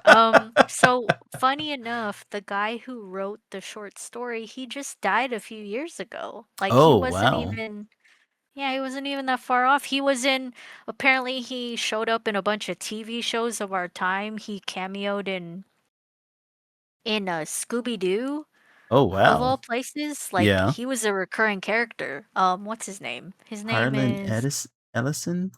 yeah, Let and me he's a see funny here. guy. Like, I heard some of the stuff he did, and he's a silly dude. Like, I've seen this guy before.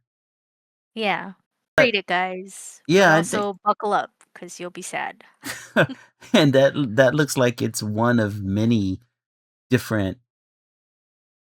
He's got like books called The Death Bird, The Beast That Shouted Love, At the Heart of Yeah, the so World. Oh this wow. short story is part of a book that is a compilation of short stories he's Okay. done. Yeah, like, you can't find a printing production of I Have No Mouth and I Must Scream because it's a short story, and if you do, it's like really ridiculously expensive. Like, I tried finding a copy, and I don't even know if Mhm. it's a real copy, but they were charging like $800 for it. And I was Jesus. like, I'm just gonna read it on the internet. Like, Oh man, I'll just listen to the audiobook then. Lately, dude, I've been on an audiobook kick ever since the road trip. You know, because whenever you're yeah, driving, I like listening to music while I drive, but sometimes you just kind of need a reprieve. So yeah. I downloaded a number of books that I was listening to along the way, and I think I'm gonna start listening to them while I draw too, because it's really relaxing. So I'm gonna look this up to see if there's an audiobook version of it, because I'm pretty sure it's kind of like a compilation of different short stories of his. There is one Hmm. book, but I just read, and I know that that's part of it, but I just read that snippet. Okay. I found it online but I'm pretty sure you could find an audiobook or something. Yeah, it sounds like something I would want to check out more of his work because that Mhm. sounds interesting. If those are the kind of stories he's telling, I'm down, man. So depressing. Yeah. So, but it also makes you like appreciate your life. Yeah, and it makes you Like, it damn. it gives you like this is kind of weird to say, but I've always kind of liked the feeling of existential threat dread and like Mm. the the thought experiments of trying to figure out like because it always feels like if humanity can simply um um I guess kind of like understand where they are in the universe and where we could go and understand how small we are and understand how inconsequential we are to the bigger picture and how like the earth doesn't need us but we need it and that our actions and our conversations kind of like carry this ripple effect um on where society's gonna go and I just kind of love kind of like playing in those mental minefields I don't know, I'm weird, I right, mean, like I know, I get it. Like whenever I watch these shows or read mhm this, these properties, I always think like, what would I do if mhm I were in that position? Like I yeah didn't think about it in this way though, because it is really sad, but like I think for the Amazing Digital Circus, it's a little bit more palatable because yeah it's a circus and the characters are cute, but yeah definitely not for the other one. But but I most of think the time, yeah, I think like, what yeah would I do if I were in that position? and I think it's a very good mirror for humanity to kind of look at ourselves through sometimes, right? Like Yeah, sometimes we have to analyze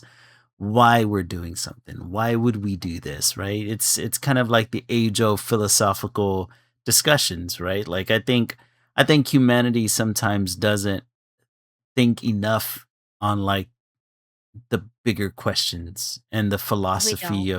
of why we do something or is it ethical, is it moral, right? Like all these questions, a lot of us have gotten into this mode of like, well, this book says that, that's what I'm going to do, or I kind of feel this way, and I think it's good to kind of have that reflection every now and again.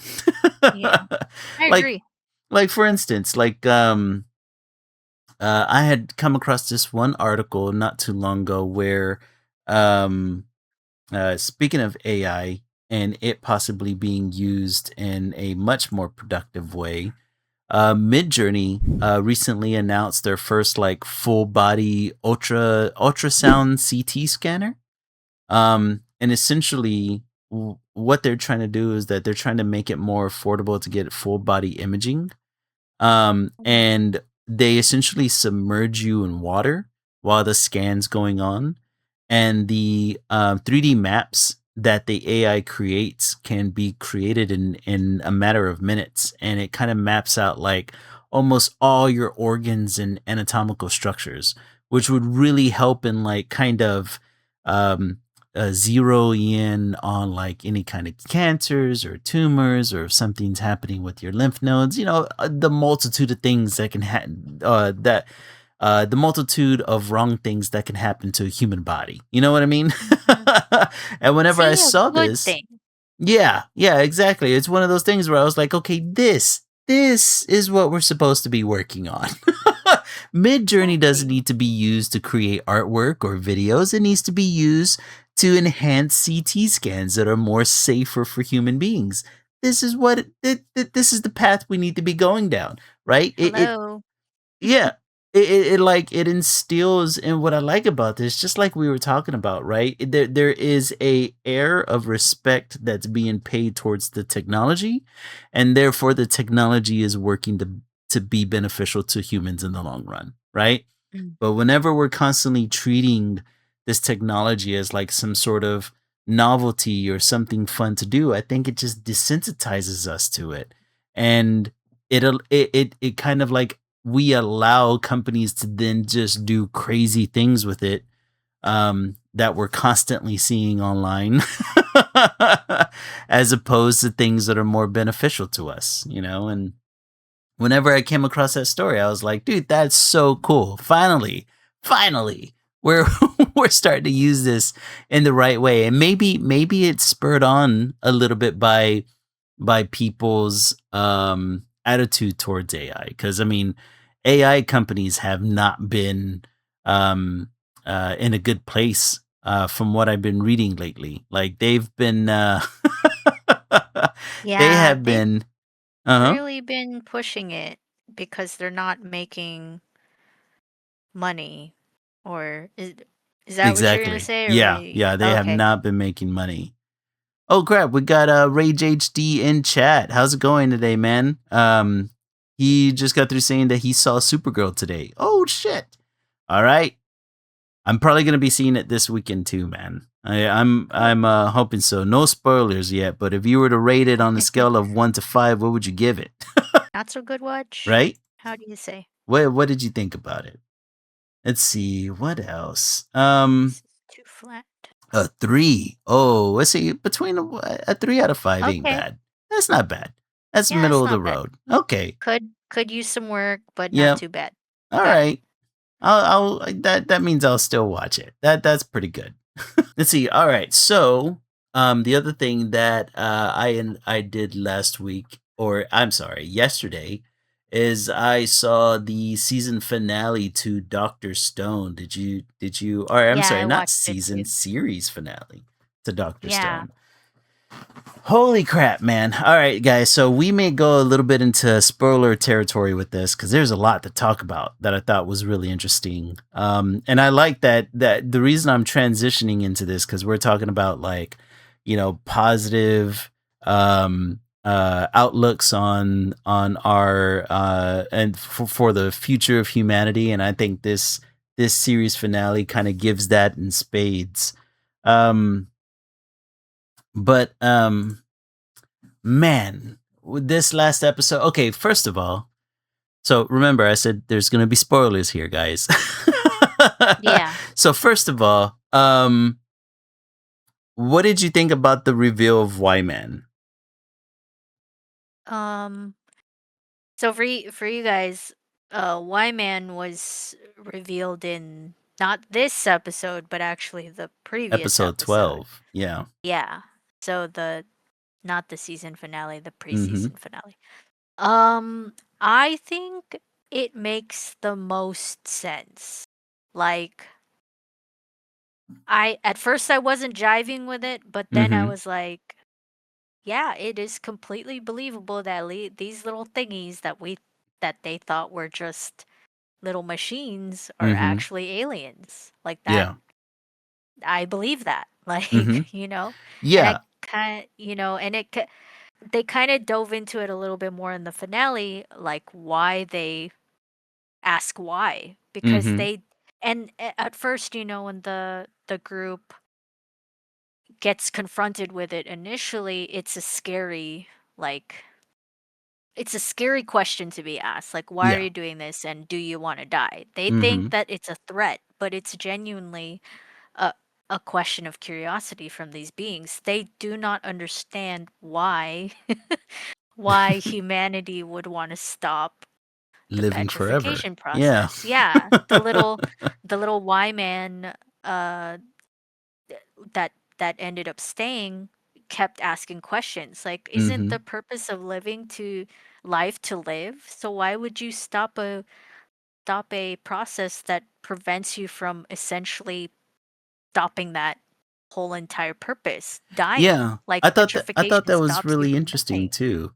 Cuz it was Yeah. like it's like you had these, I guess, metallic organisms, these machine organisms, that were symbiotes to civilizations, and obviously they don't have bodies, right? And they don't remember who created them. So to them, like, the purpose of life is just to survive. as opposed Mm-hmm. to, you know, us who have like our five senses and can experience life and moments and all these things. The meaning of life changes a little bit, right? Whenever you can experience life as opposed to just simply surviving. And Yeah. I thought it was really interesting how they're like, hey, you guys could live forever just like us. You just got to be petrified. And we're trying to give you this gift, and you keep fighting against this gift we're giving you. And that's why we're asking why. Why do you want to die? You know? Yeah, why that makes no logical sense. And then I also Mm-hmm. thought it was funny that they were like, "It took you guys so long though. This supposedly capable uh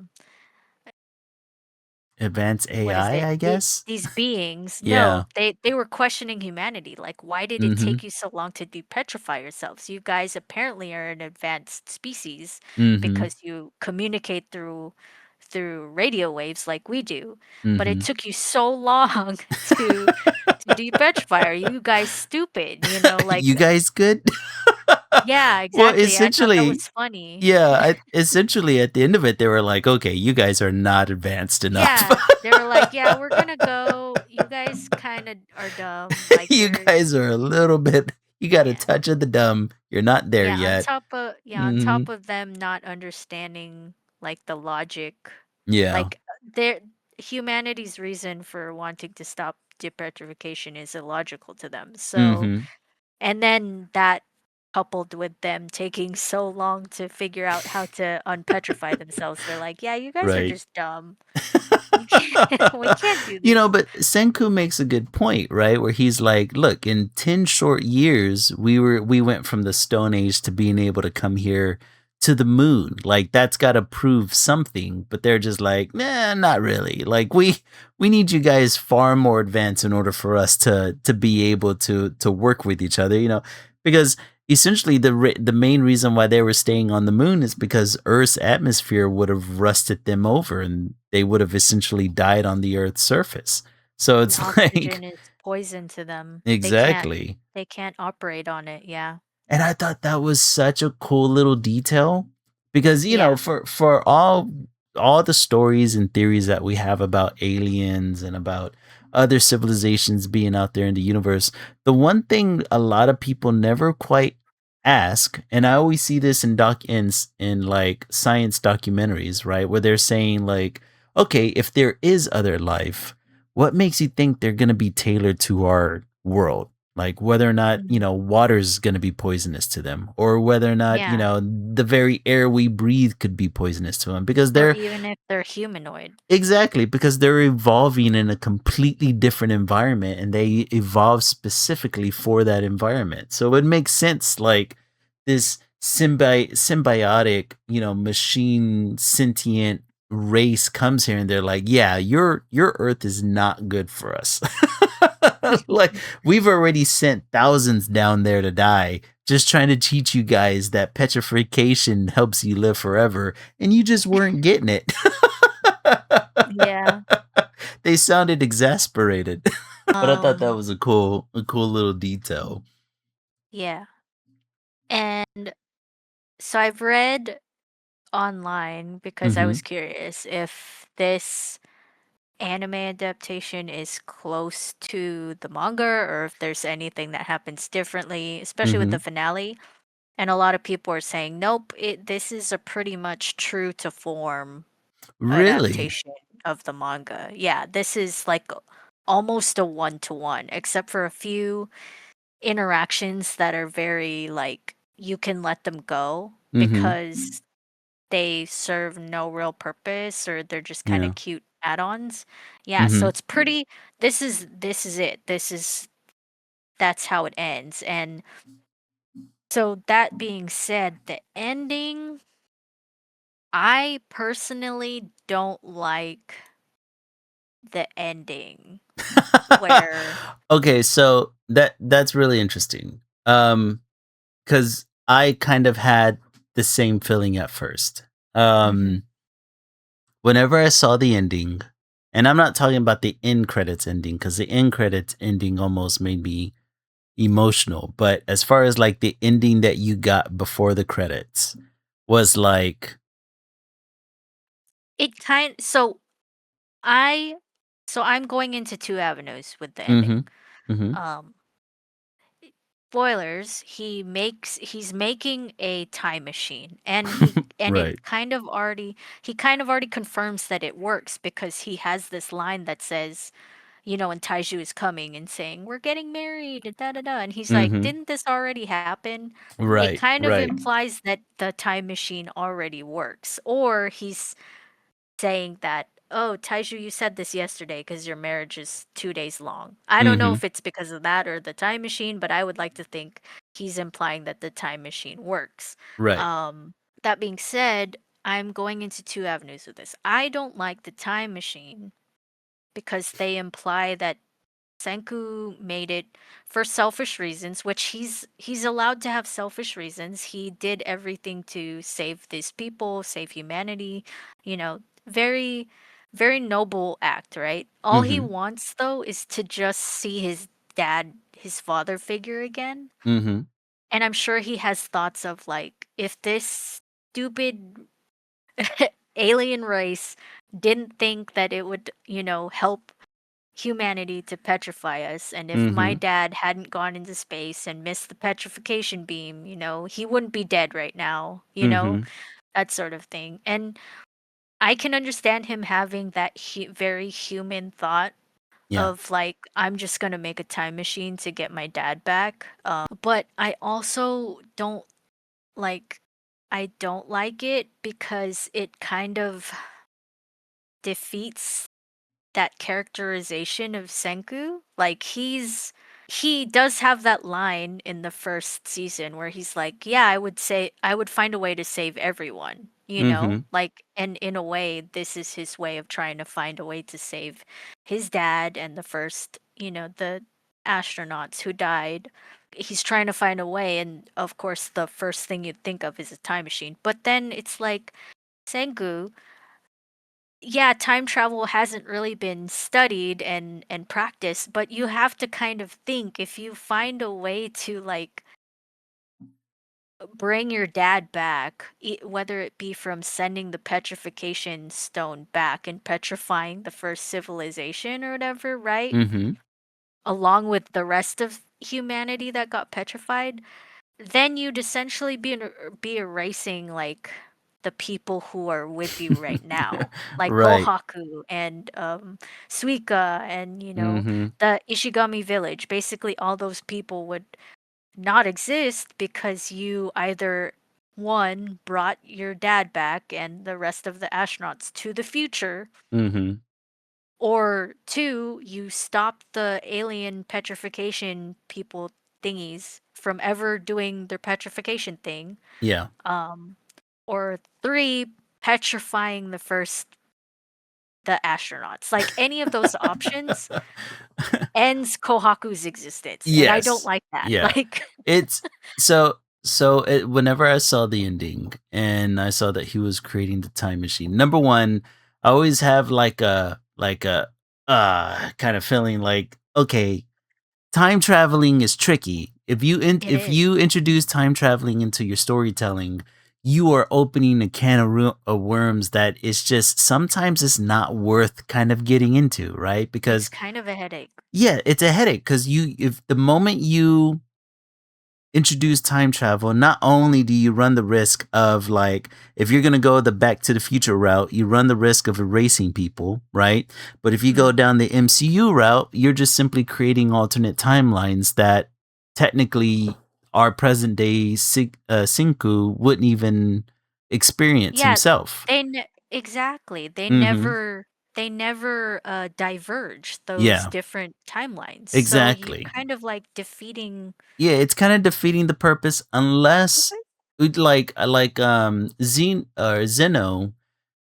Going towards the end, Zeno says something that I thought was a little bit more interesting, where instead of sending people back in time, you send information back in time.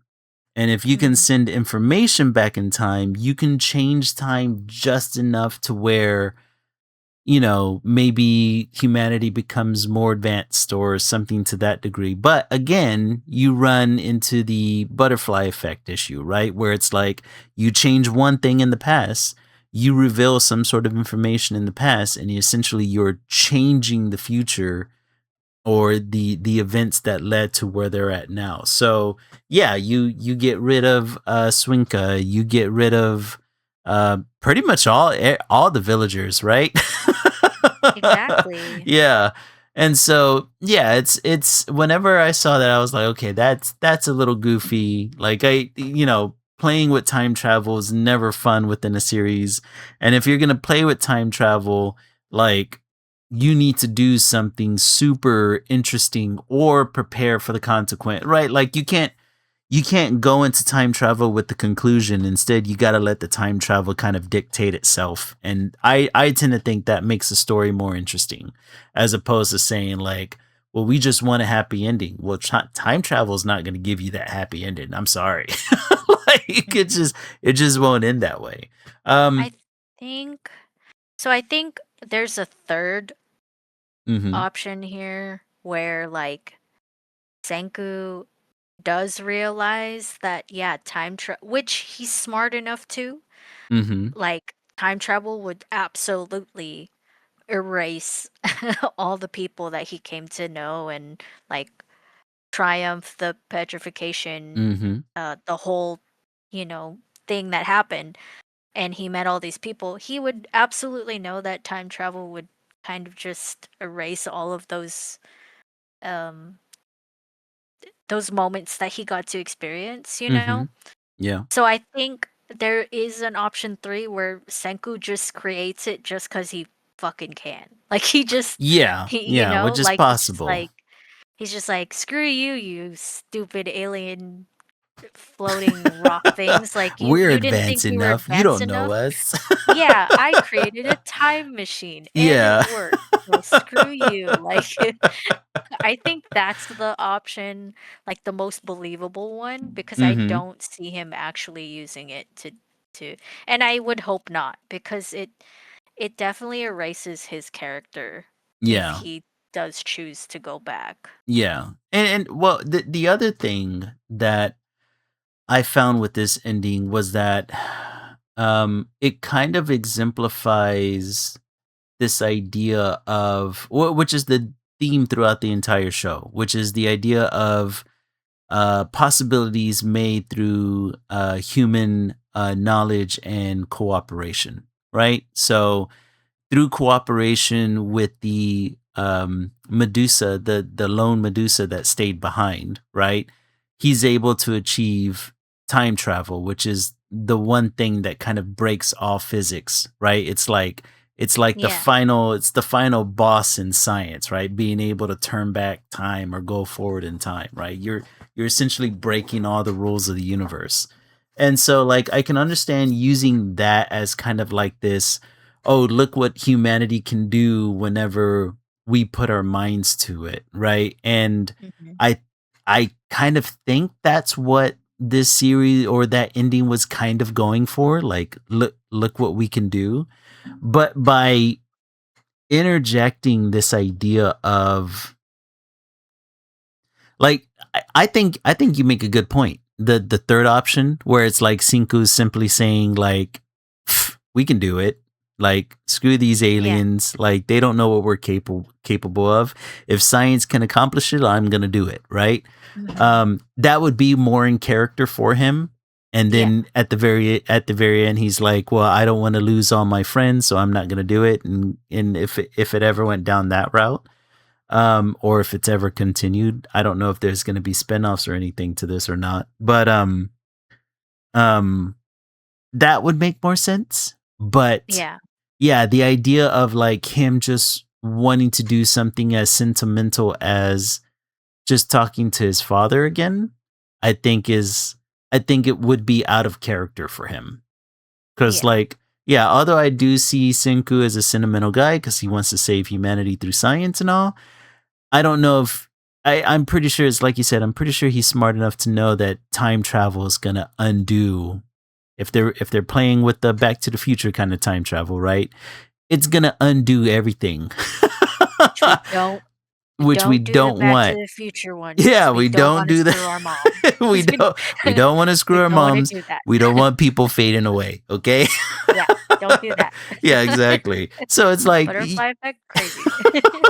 yeah, we don't wanna go down that route. So, yeah, it was kind of I appreciated it for the message of humanity striving to do the most through cooperation and Mhm. through collaboration. But that was a weird one to kind of settle on. Like, Yeah.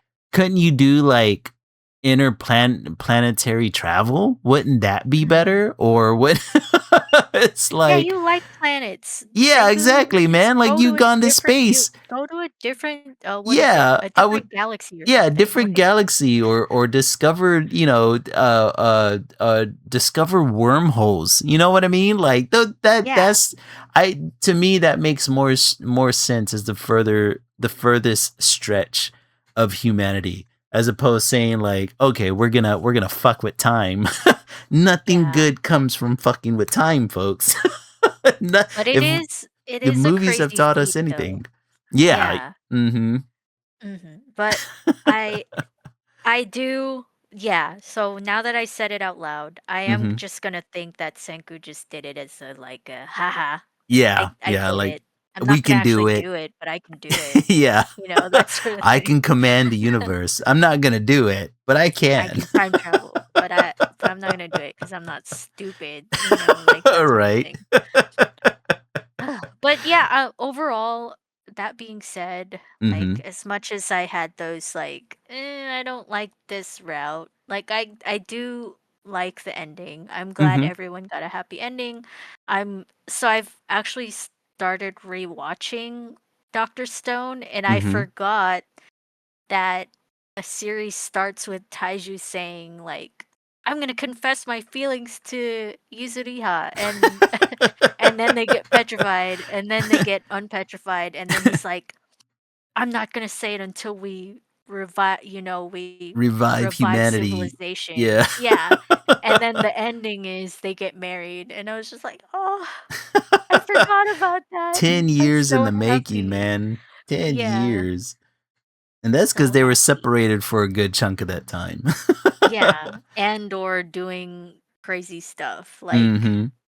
built like Yuzuriha was busy, like, putting the broken peoples together, Right. like, for years, because that's really hard, and then I don't know what Taiju was doing, I can't remember, but that's why I'm rewatching it because it's a really good show, it makes you Oh, feel good, yeah. and it also, like, it it reminds you how amazing humanity can be, like, Mhm. what Oh, we've come dude. to Yeah, learn this far. I loved the message of it. I love the message, because we're currently in a world of like isolation, isolationism, and Mm, and xenophobia, and mhm.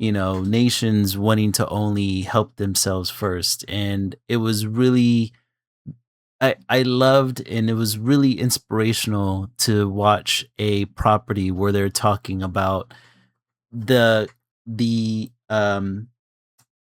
how every nation has a role to play, and as long as we work together as a global society we can achieve anything, like Mhm. it's kind of like that Star Trek kind of messaging. It's like if we could only get past our own bullshit we can accomplish insane things, you know what I mean?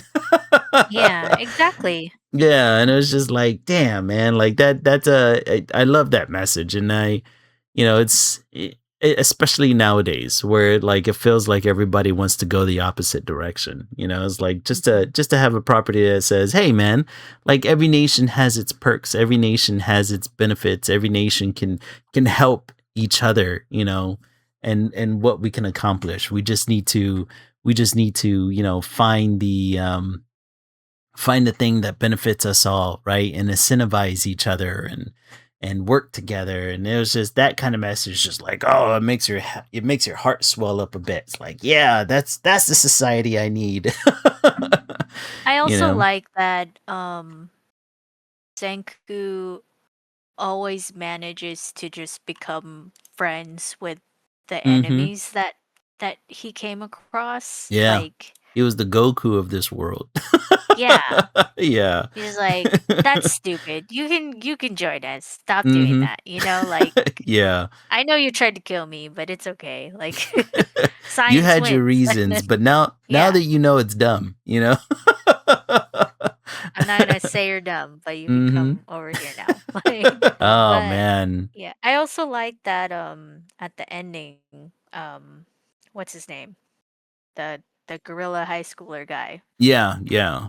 He says, and I've always liked his character because his rationalization for what he was doing, Mm-hmm. kind of, he's one of those villains where it's like, it's wrong, but it kind of makes sense Yeah. why you're doing He's that. doing it for a reason. Yeah, and Mm-hmm. I like him. He's one of my favorite characters, and the line that he says, like, "We're going to be tried for the crimes that we committed." Yeah. When the justice system gets established, I'm like, this Mm-hmm. guy is such a He's a good dude. he's a Like, noble you're son of a bitch, this guy. you're you're all right, man. Like, even Right? if you almost killed Senku, or you did kill Senku, like, And he technically committed somewhat of a genocide. yeah, Yeah. you're kind of a good guy. Other than that stuff, but Other than that stuff, yeah. yeah, But but good yeah, good it's ending. like yeah, it was a great ending. And so along with the ending of the series, the artist, let me see if I can pronounce his name, Oh, Biachi? Bochi? Boichi, Boichi? Biochi. Wait, let me Biachi? look at it. Biochi? Doctor Stone. Is Here it is. Biochi. Boichi, Boichi. Okay. Boichi, Boichi, Boichi. Okay. Boichi. Boichi. Yeah, Um Boichi. so he has been getting a lot of attention on Twitter. Mainly because he released a statement talking about pirating. Um Mm. so on X he wrote pirated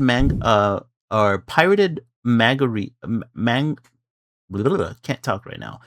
Pirated manga readers are not our opponents. They are our future audience. They are proof that demand already exists. Then he goes on to say, once official digital services exist in each country, they can generate tax revenue and governments can more seriously address piracy. At that point, creators and aspiring artists can also demand proper enforcement and protection. Most importantly, it would create opportunities for local aspiring manga artists, and those opportunities would in turn strengthen the global industry as a whole. When a country's manga ecosystem develops properly, it becomes a cultural export industry. From a government perspective, piracy then becomes something that can and should be actively addressed.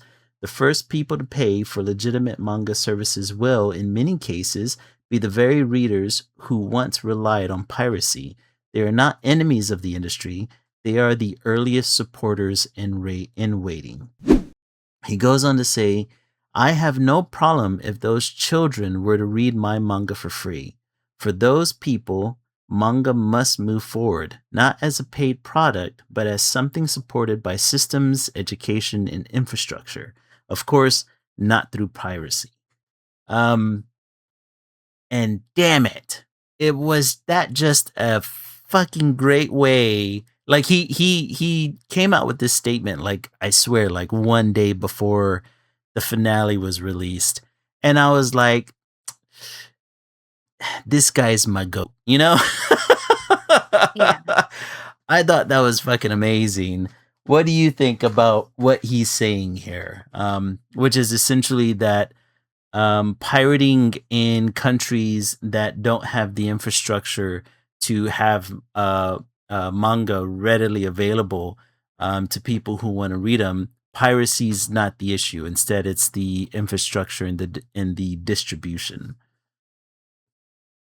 Yeah, I think, and I like that he, released this statement roughly around the time of his anime's finale, Mhm. because he knew what he was doing. He knew that it would garner attention Yeah. to that idea. And props to him. Like I like when people who know that they have a platform use it to speak their mind. Mhm.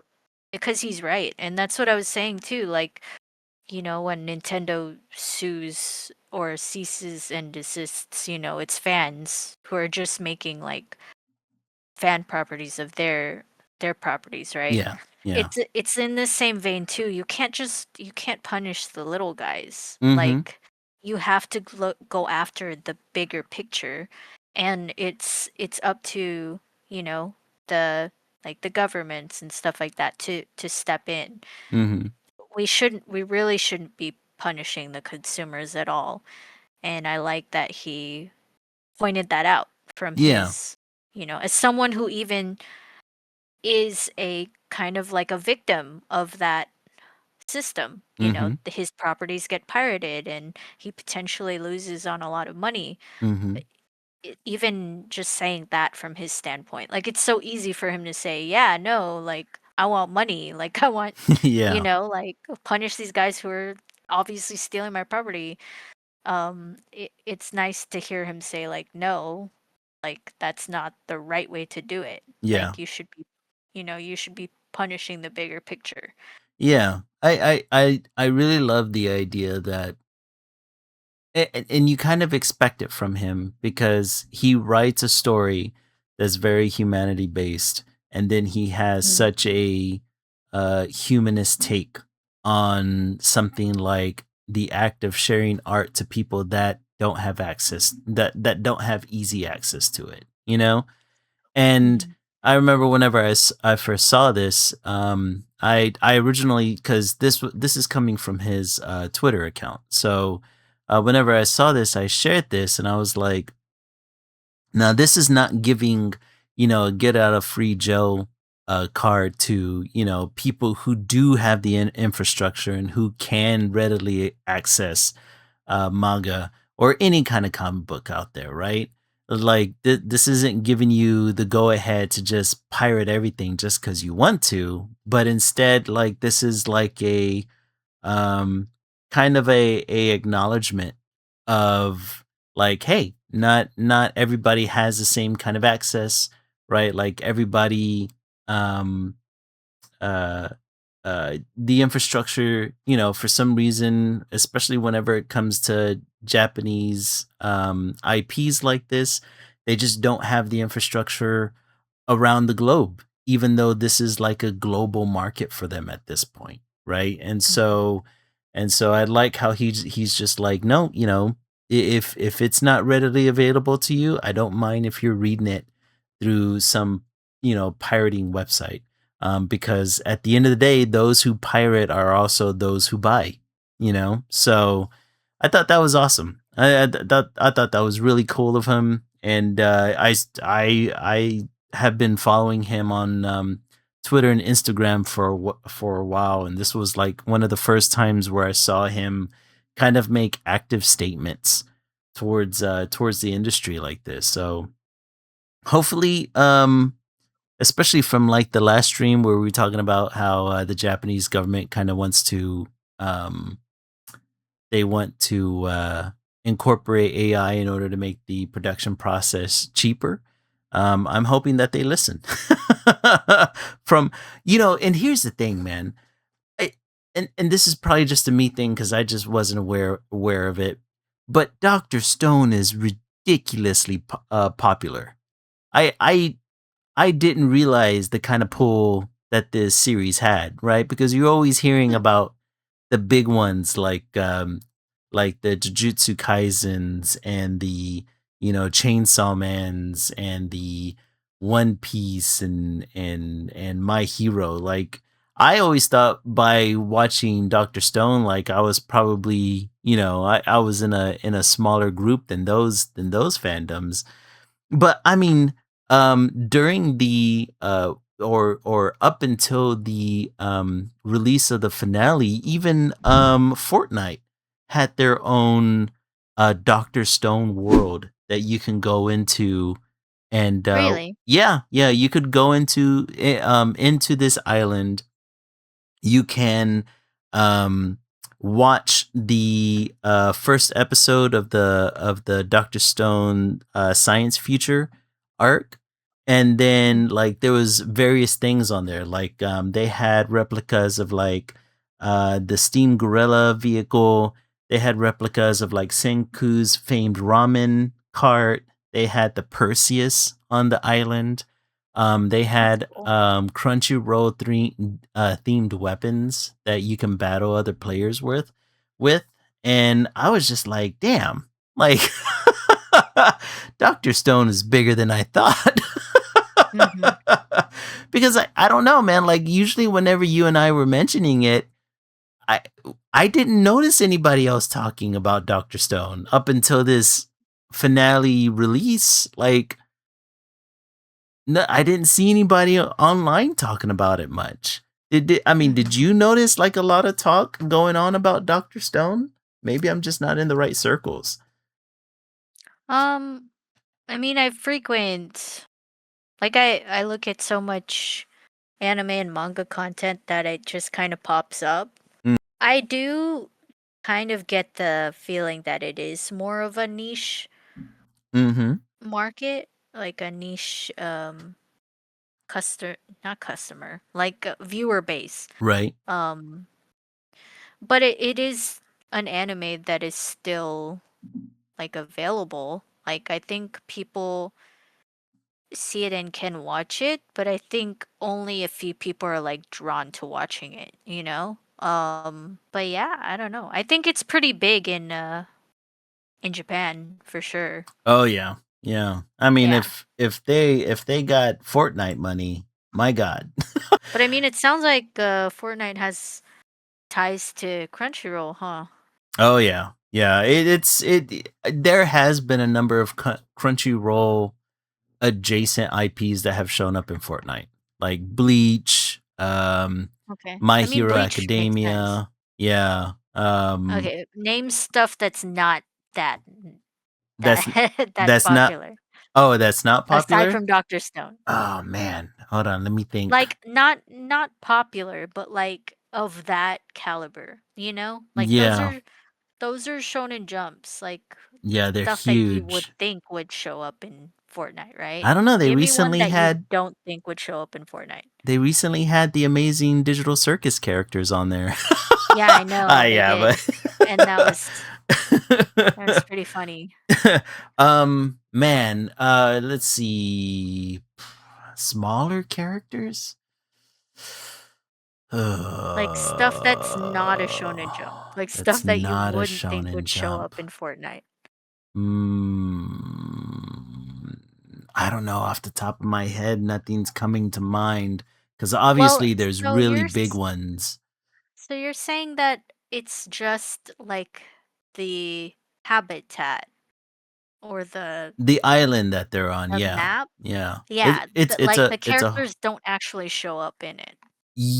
no, no, they haven't released any kind of avatars of the characters. Yeah. It's Mhm. it's just like a island dedicated to the show, which I thought is interesting That's because still pretty that's cool that they yeah, that's did probably that. one of the first time I've seen an entire island dedicated to it. As a Mhm. it kind of dubbed as like a social area as well as a battle royale. So I don't know. I don't know. I thought it was pretty cool, but I'm like you. I thought Doctor Stone was a little bit more niche than something like for Fortnite to get.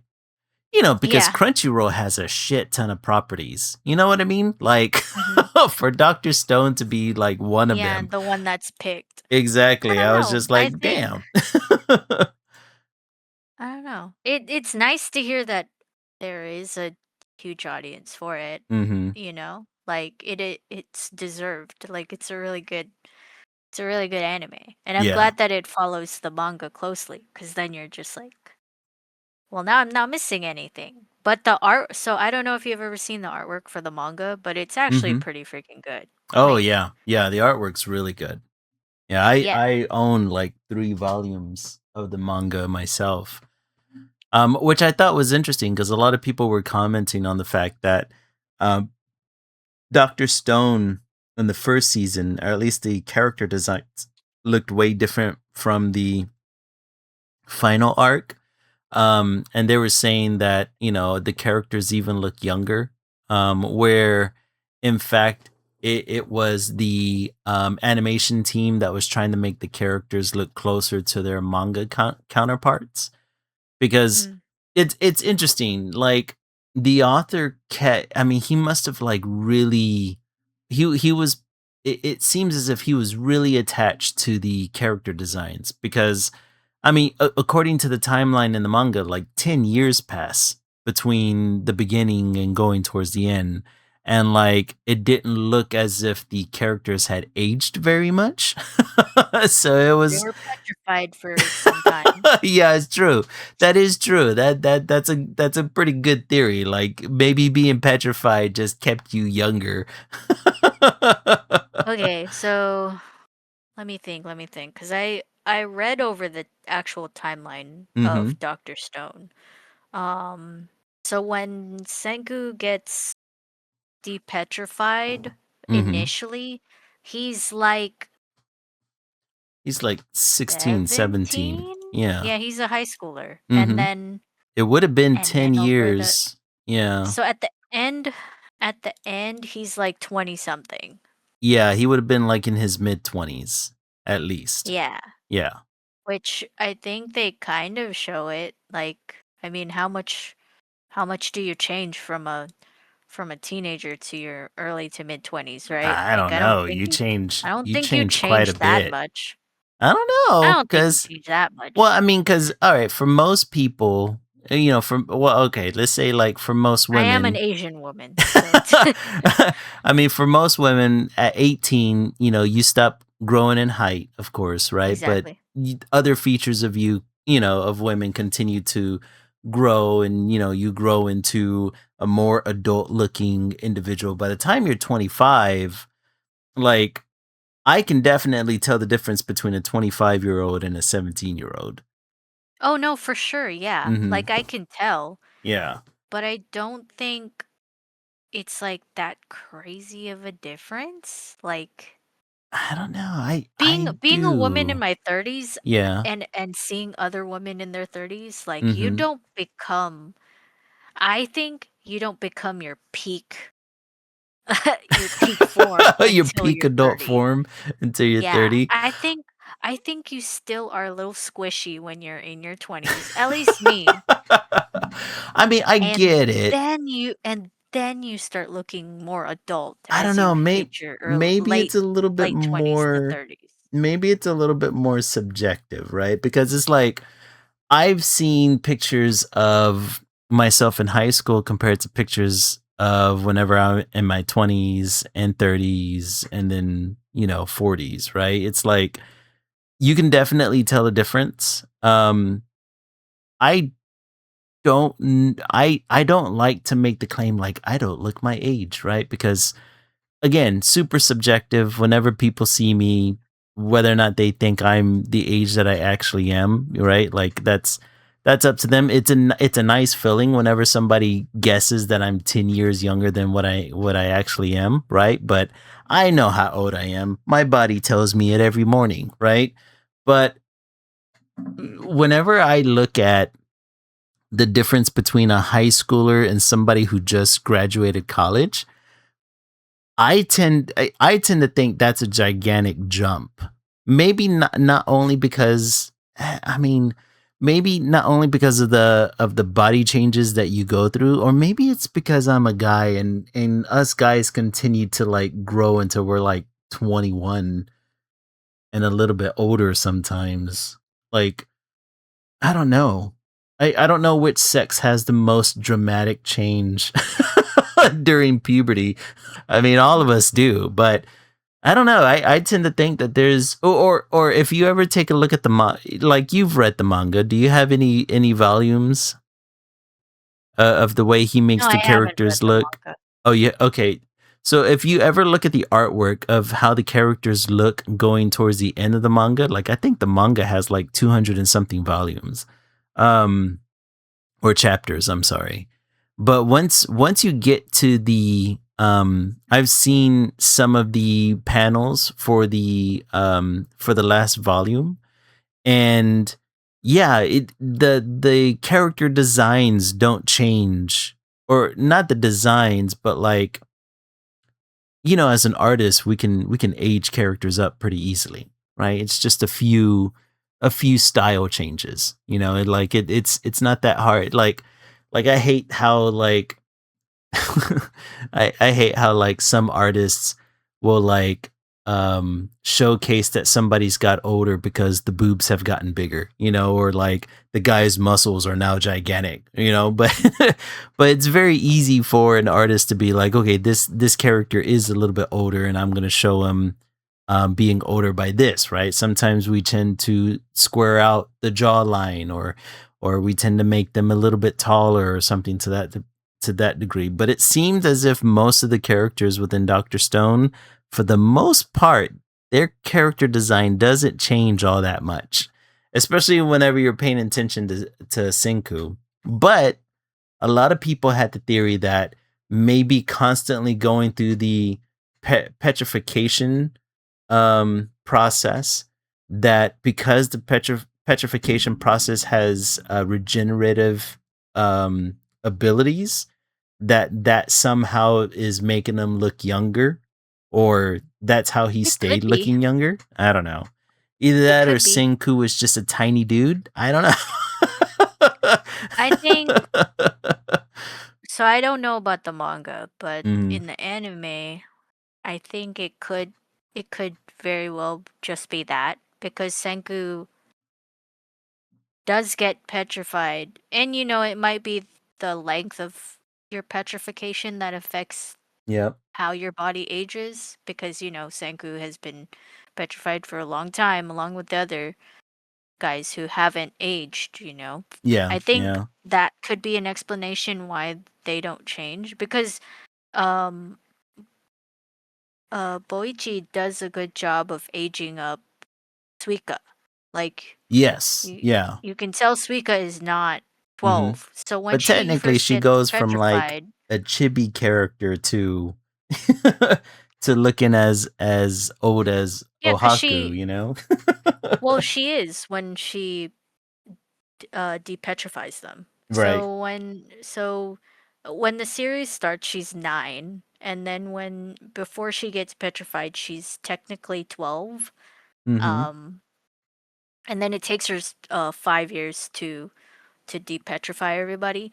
So Right. she's technically 17. So she's the same age that Kohaku is whenever she gets depetrified. So, and when you hit puberty, you do get taller. So Mm-hmm. she, yeah, she essentially is aged up. Um, yeah, so I don't think. I will say Boichi's style is does have same face syndrome with the female characters. Could it be because they're all descended from the same woman? Yeah, you could argue that, but I think That is true. if I you didn't stop to if think you about look that. if you look at all the other female characters, they kind of have the same face, so I Mm-hmm. can kind of see why people would be like, maybe Boichi doesn't know how to age up his characters, but then I'm just like, well, he is capable of drawing an old person, like Right. the old dude that helps them make all the stuff. Like, he's very clearly an old guy. Like, Yeah. Or he's able to maybe, draw different yeah. characters in different stages of their life. So I think it is that theory that the petrification does alter how your body And plus, we don't know ages. we don't know how much of the design choice came from the animators themselves. Like it could have been that they just were trying to, because the last some of the last scenes of episode 13 is a um is a one-to-one um is a callback. I should say it's more of a callback to some of the first scenes of episode 1. You know, like Senku working in front of that globe-looking device. And they kind of show that before the actual petrification. So maybe the animators were trying to do a callback in that way. Because I'm just now looking at the cover art for like the most recent volume and the first volume, and the artist does a good job of like making him look a little older. So Oh, really? yeah. So maybe it is an animated. You know what? Here, I'll pull it up on stream here. Let me see. Because I think he does a pretty good job at like showing. Here we go. I have it up now. So this is volume 1 here. And he's got a little bit of a baby face. Look at that baby face. And then this is one of the most recent volumes. And yeah, it looks like he's aged up a bit. Even has different color hair. Oh, So maybe this is more of an animator's decision. I'm not sure. I'm think not sure either.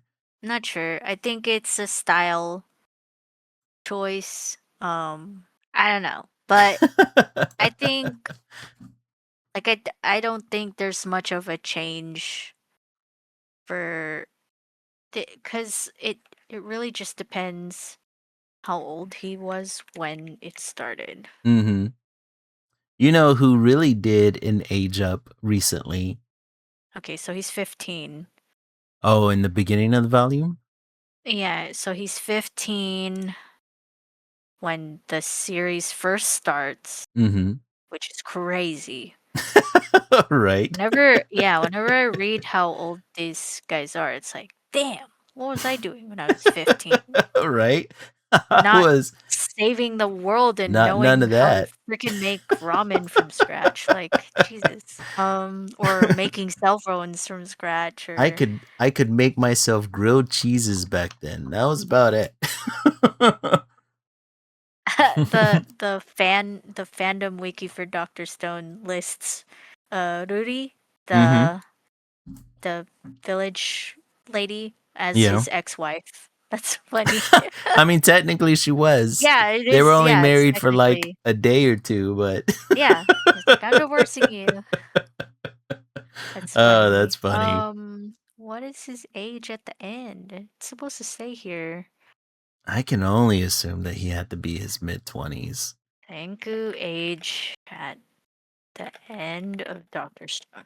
Yeah, because they kept saying He's that at the 24 to end. 26 years old. So There it's you go. it's been Yeah. 10 years. Mm-hmm. I don't know. I think at the last episode he looks a little bit more older. Like he looks about as old as Zeno does when they first meet him. You know? Like Zeno is not an old man. Or he's supposed to. Well, He's like a 20 according to something year anime old man. terms, he's a he's an old ass dude. You know, like he looks as tall as Zeno Yeah.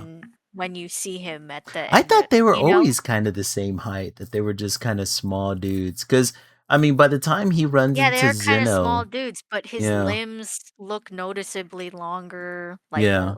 like a Well, taller aged man. whenever he met Zeno, they were already like going into the latter half of their journey across the globe, because that's whenever they first go into America. Like, so I'm assuming Yeah, I think that Senku had to have been like probably touching his 20s at that point. Yeah, I think he would have been 20, and I think, Zeno, apparently he had depetrified around the same time Mm-hmm. that Senku did, and Zeno is like in his 20s when he gets depetrified. So, He was only in his 20s. yeah, he's older than All right, we need to because he already works for NASA, I think, we at need to that talk time. to Japan and their unrealistic their unrealistic ages.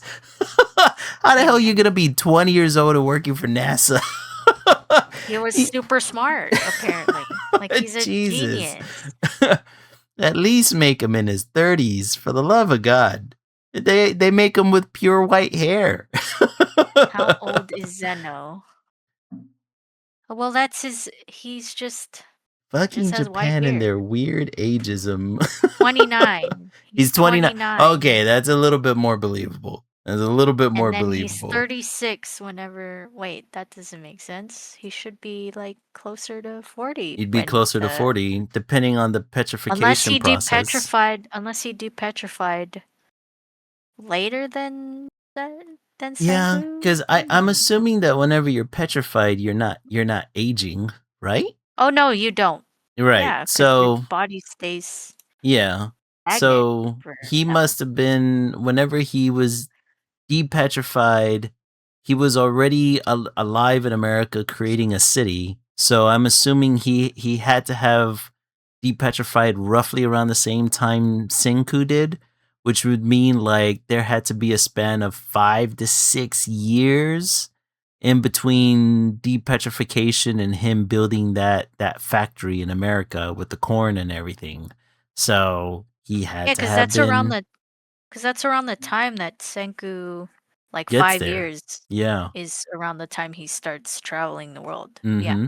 And So so at that point, he would have been somewhere in his late 20s, which would mean that after being petrified for 7 years for the second global petrification, then he's still that age though. yeah, he Like you still would don't have been age that during age. petrification. Yeah. Mm-hmm. So is Senku. So So yeah, you know technically, what? Anyways, this is a I don't know. Okay, yeah, it says here Zeno is older than Senku, approximately yeah, 10 years apart. that makes sense. 10 That years. makes He's 10 more years sense. older. If he would Yeah. have been if Senku would have been 15 in high school, Zeno would have been 25 in 25. NASA. Okay, that's a little bit closer. That makes a little bit more sense because Senku's father was older than Zenu, which is why they Yeah. kind of had their rivalry between them two. Yeah. And they both, they both worked for space organizations. Mm-hmm. So Mm-hmm. how they know each other. Yeah, and it Yeah. was didn't Senku's father was kind of like Zenu's um contemporary or mentor of some sort. I don't remember. But I kind of wish they explained a little bit more Yeah, yeah, went a little bit more into what the background. of Senku's dad because Mm-hmm. they just briefly mention like uh Senku's dad not being related to him. So we Mm-hmm. don't really know that much about Byakuya, that's his Yeah. name. Mm-hmm. Which I kind of wish we learned a little bit more about him because he's Yeah. a cool Something about dude. Like him. he was a good dad. Yeah. How are you not Senku's dad? Like Yeah. how are you not related to And him? who are Senku's parents? Yeah. Like what happened to them? Like they're the ones that gave him his genetic makeup to be as smart as he is. So I guess irrelevant, but it would be nice to know about his adopted dad. Like he's a exactly. cool guy. Yeah. And he and also he's a goat. Like Mm-hmm. Byakuya is the goat. Like Oh when you yeah. learn that Without he was him freaking sifting for for the the platinum. minerals. Yeah. Oh, for all those Jeez. years until he died. Like that's that's a good dude right there. this series is so sad, but also so hopeful because it's like, Right. oh my gosh, what a good dad. But there was another character that got an age up this past week as well. Did you see the age up of Goku? Oh yeah, I think the creator drew him like older just for Or fun. yeah, the current artist of Dragon Ball The current redrew. artist, what do you mean? Well, Toriyama died a couple of years ago. What? Yeah, Toriyama died. Hold on, let me Oh, see here. Was it a year ago? I believe when dude. did How old was he when he died? let me see. He died in 2024. And he Mm. was 68. Wow. Yeah. Wow, that's not even that old. Yeah, yeah. Oh. 68's pretty young.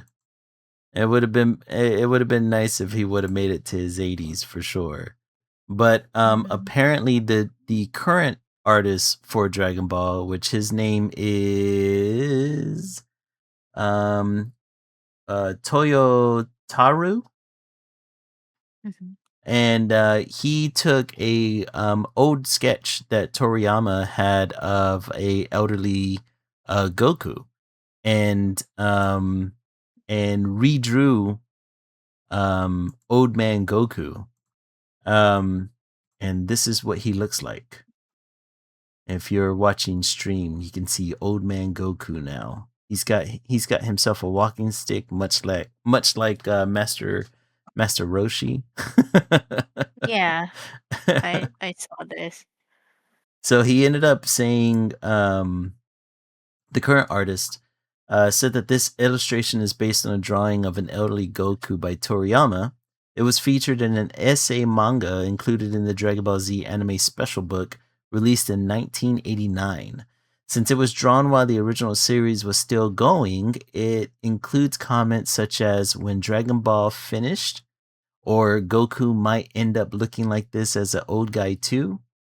So even in 2026, 37 years later, the end of Dragon Ball is still nowhere in sight. Maybe we'll see this version of Goku someday.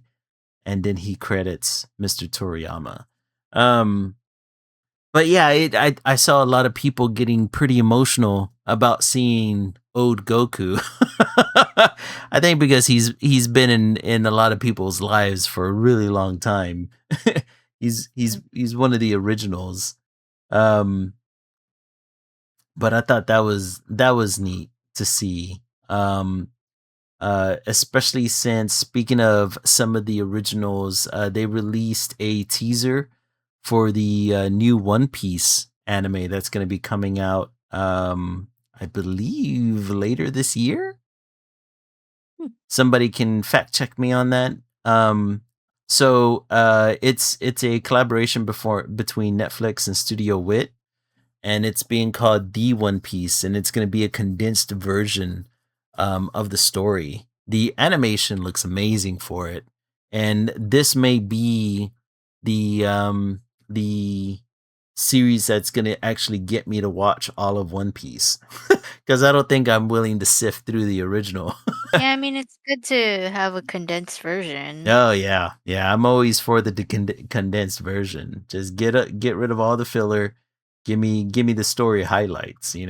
Let's see, what else did I want to talk about before we left for the night. Oh yeah, before I forget. So going back to the X-Men within the MCU, it turns out that one of the co-writers of the coming X-Men movie had an interview with Deadline, and he revealed a couple of things that I thought was pretty interesting. In the interview, he said to be able to look around this Marvel conference room and have every X-Men character on the board and being able to spitball and freestyle on what is this person, it's so emboldening, because you're like, wow, this isn't going to be a safe movie. This is actually going to be a really exciting new take. Whereas with X-Men, Kevin Feige just wants to take big swings and start anew, not beholden to any of the movies that have come before. And Jake Schreier, which is the director for the X-Men film, has such a clear version in terms of wanting to get back to the first, or to character first, and to what is exciting about those early Chris Claremont run comics, which was about team dynamics. There were a lot of soapy elements to those comics.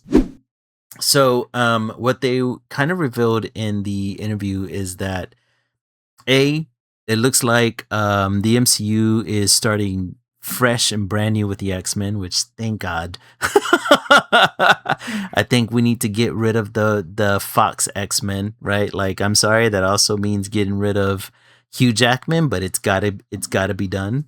It looks like they're gonna be leaning more on the character interactions and the soap opera ness of the X-Men, and how the X-Men is just a lot of drama, but that's what makes them good, right? Um, and then recently, Kevin Feige came out as saying that he was talking about the casting for the movie, and he said for those looking for some A-list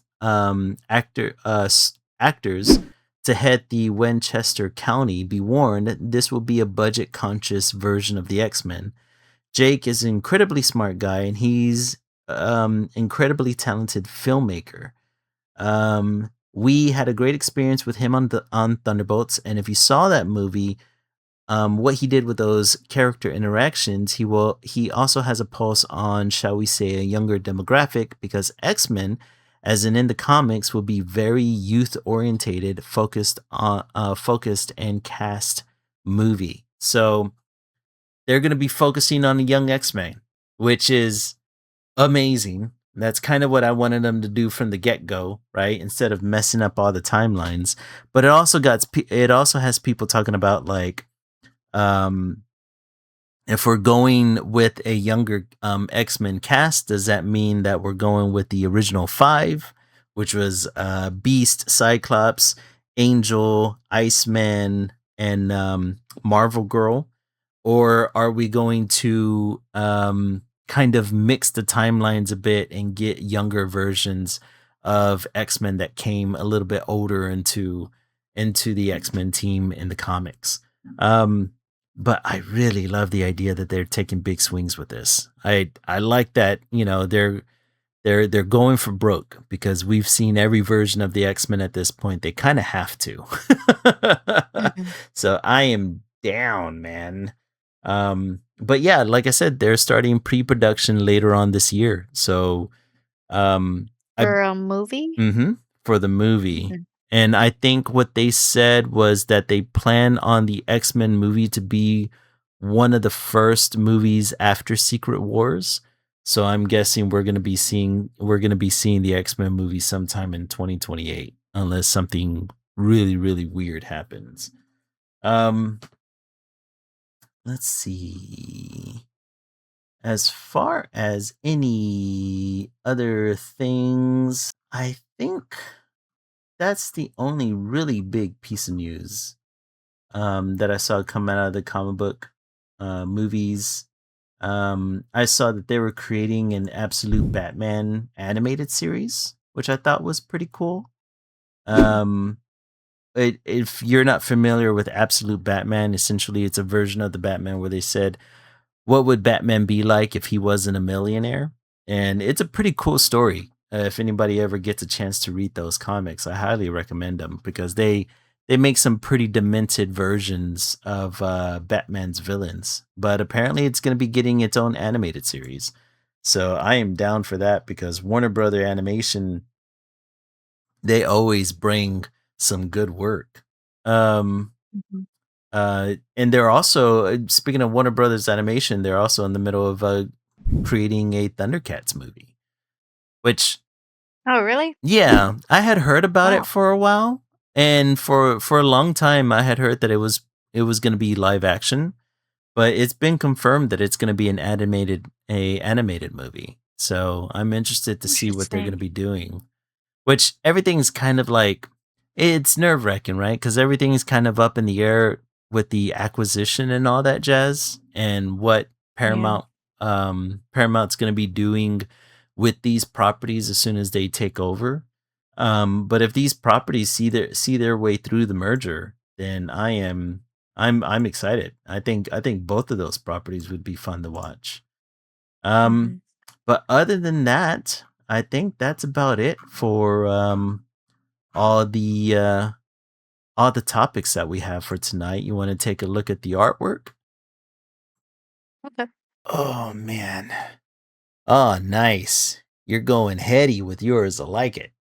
Surreal. Yeah. I thought I think I got this idea more vividly from when I read I Have No Mouth and I Must Scream. So, Okay. That's Yeah, awesome. definitely. Again, go read it if Mm-hmm. you want to see what AI can do in a bad way. Have a healthy if respect for it, folks. it's Healthy it's respect. not it's not already doing some bad stuff already, but it Mm-hmm. could get worse. Like, if you just want something that'll boggle your brain, definitely go read it. Um, I recommend The Amazing Digital Circus as well. I think Mm-hmm. it's a fun watch, and it's all for free. You can just go on YouTube and watch it. Yeah, I think I'm gonna check it out now. Now, you've recommended it as well as other friends of mine, so I'm Mhm. gonna, and plus the fact that I can watch it for free, it's even better. Yeah, and I think maybe the reason why people don't watch it is they have no idea what the premise of of the Yeah, show is yeah, just by looking at it. Like, if you looked at these characters, you're like, "Okay, yeah. this is a kid show." No, it's not a kid show. It makes you think about your life and what the what's the meaning, Oh man, and all that fun the best stuff. kind of stories. Mhm. Yours is coming out good. Yeah, with this one I decided to work on the clothing. Like, so remember last stream we were talking about me getting a little bit better and not getting too lost in the weeds as far as the muscles go, and kind of focus more on how the clothing hangs and do that first. Mhm. So this time I took that to heart and I wanted to get all the clothing out of the way before I ever worked on any kind of like real muscle structures or anything like that, Oh, even okay. the face. So yeah, I've gotten the clothing down so far. His little red cape and his the pretty much the clothing that he's wore since season one. And then I have him in his primitive axe, and in the other hand, I'm gonna put the what do they call that little Medusa that stayed behind? Did they ever give it a name? They just call it Wyman, Wyman? or Yeah. Gan. Gan calls it Wyman-chan. Oh, okay. Then I'm gonna Puts put a little honorific yeah. after Wyman. I'm gonna I'm gonna put Wyman Chen on the other hand. So Yeah. I love how the clothes came out. They came out really good. I thanks. I watched this one influencer who was explaining how you can tell the difference between um artists and their style and what audience they're catering to. If you're Mhm. catering to like a more adult centric audience than a child centric audience, you Mhm. can tell just by the wrinkles in their clothes. And Really? yeah, What was the because theory? children's shows and children's cartoons don't have a lot of detail in the clothes. Yeah. They lay very plainly. Mhm. There's no detail. Um, yeah, it's just a piece of clothing. But Oh. with adult centric art styles, there's more detail in that, and it kind of shows like a deeper understanding of, Hmm. yeah, Okay, I see clothes what you mean. exist, but they have those wrinkles. Even if they have a basic shape, Yeah. that's not how they look whenever they're on a body, and that adds to the shape. You They have to add morph it and in the change. style. Yeah. Yeah. So yeah, it looks really cool. Awesome. Like, you did a good job. Thank you. Hmm. All right. Well, I'm gonna keep working on this. I want to see if I can, because I wanted to add. Once I was done with him, I wanted to add Swinka as well as Chrome to the Hmm. drawing as well. So I'm gonna find a way to Okay. include them Yeah. Speed because science. they're the real scientists throughout the entire series to me. All But right. yeah, that's a good place to end the stream. Thanks for joining us today, you guys. After our 2 week little vacation, Hmm. thanks for joining us today. Go find ESO at ESO Art Studio on Instagram, TikTok, and Threads. Those links are down below. Go find me at Lily Lilac Draws on Instagram, Threads, Tumblr, and TikTok. All the links are down below as well. If you'd like, go check out our Ko-fi page, give us a donation. Anything is kindly appreciated. But just you guys joining us even after our break, is kindly appreciated as well. Thanks so much. It's a pleasure unwinding together again after a week of stuff that's made us angry, that's inspired us, that's made us happy. But yeah, thanks for joining us again. We'll see you next time, and remember, stay creative. Peace. Bye bye.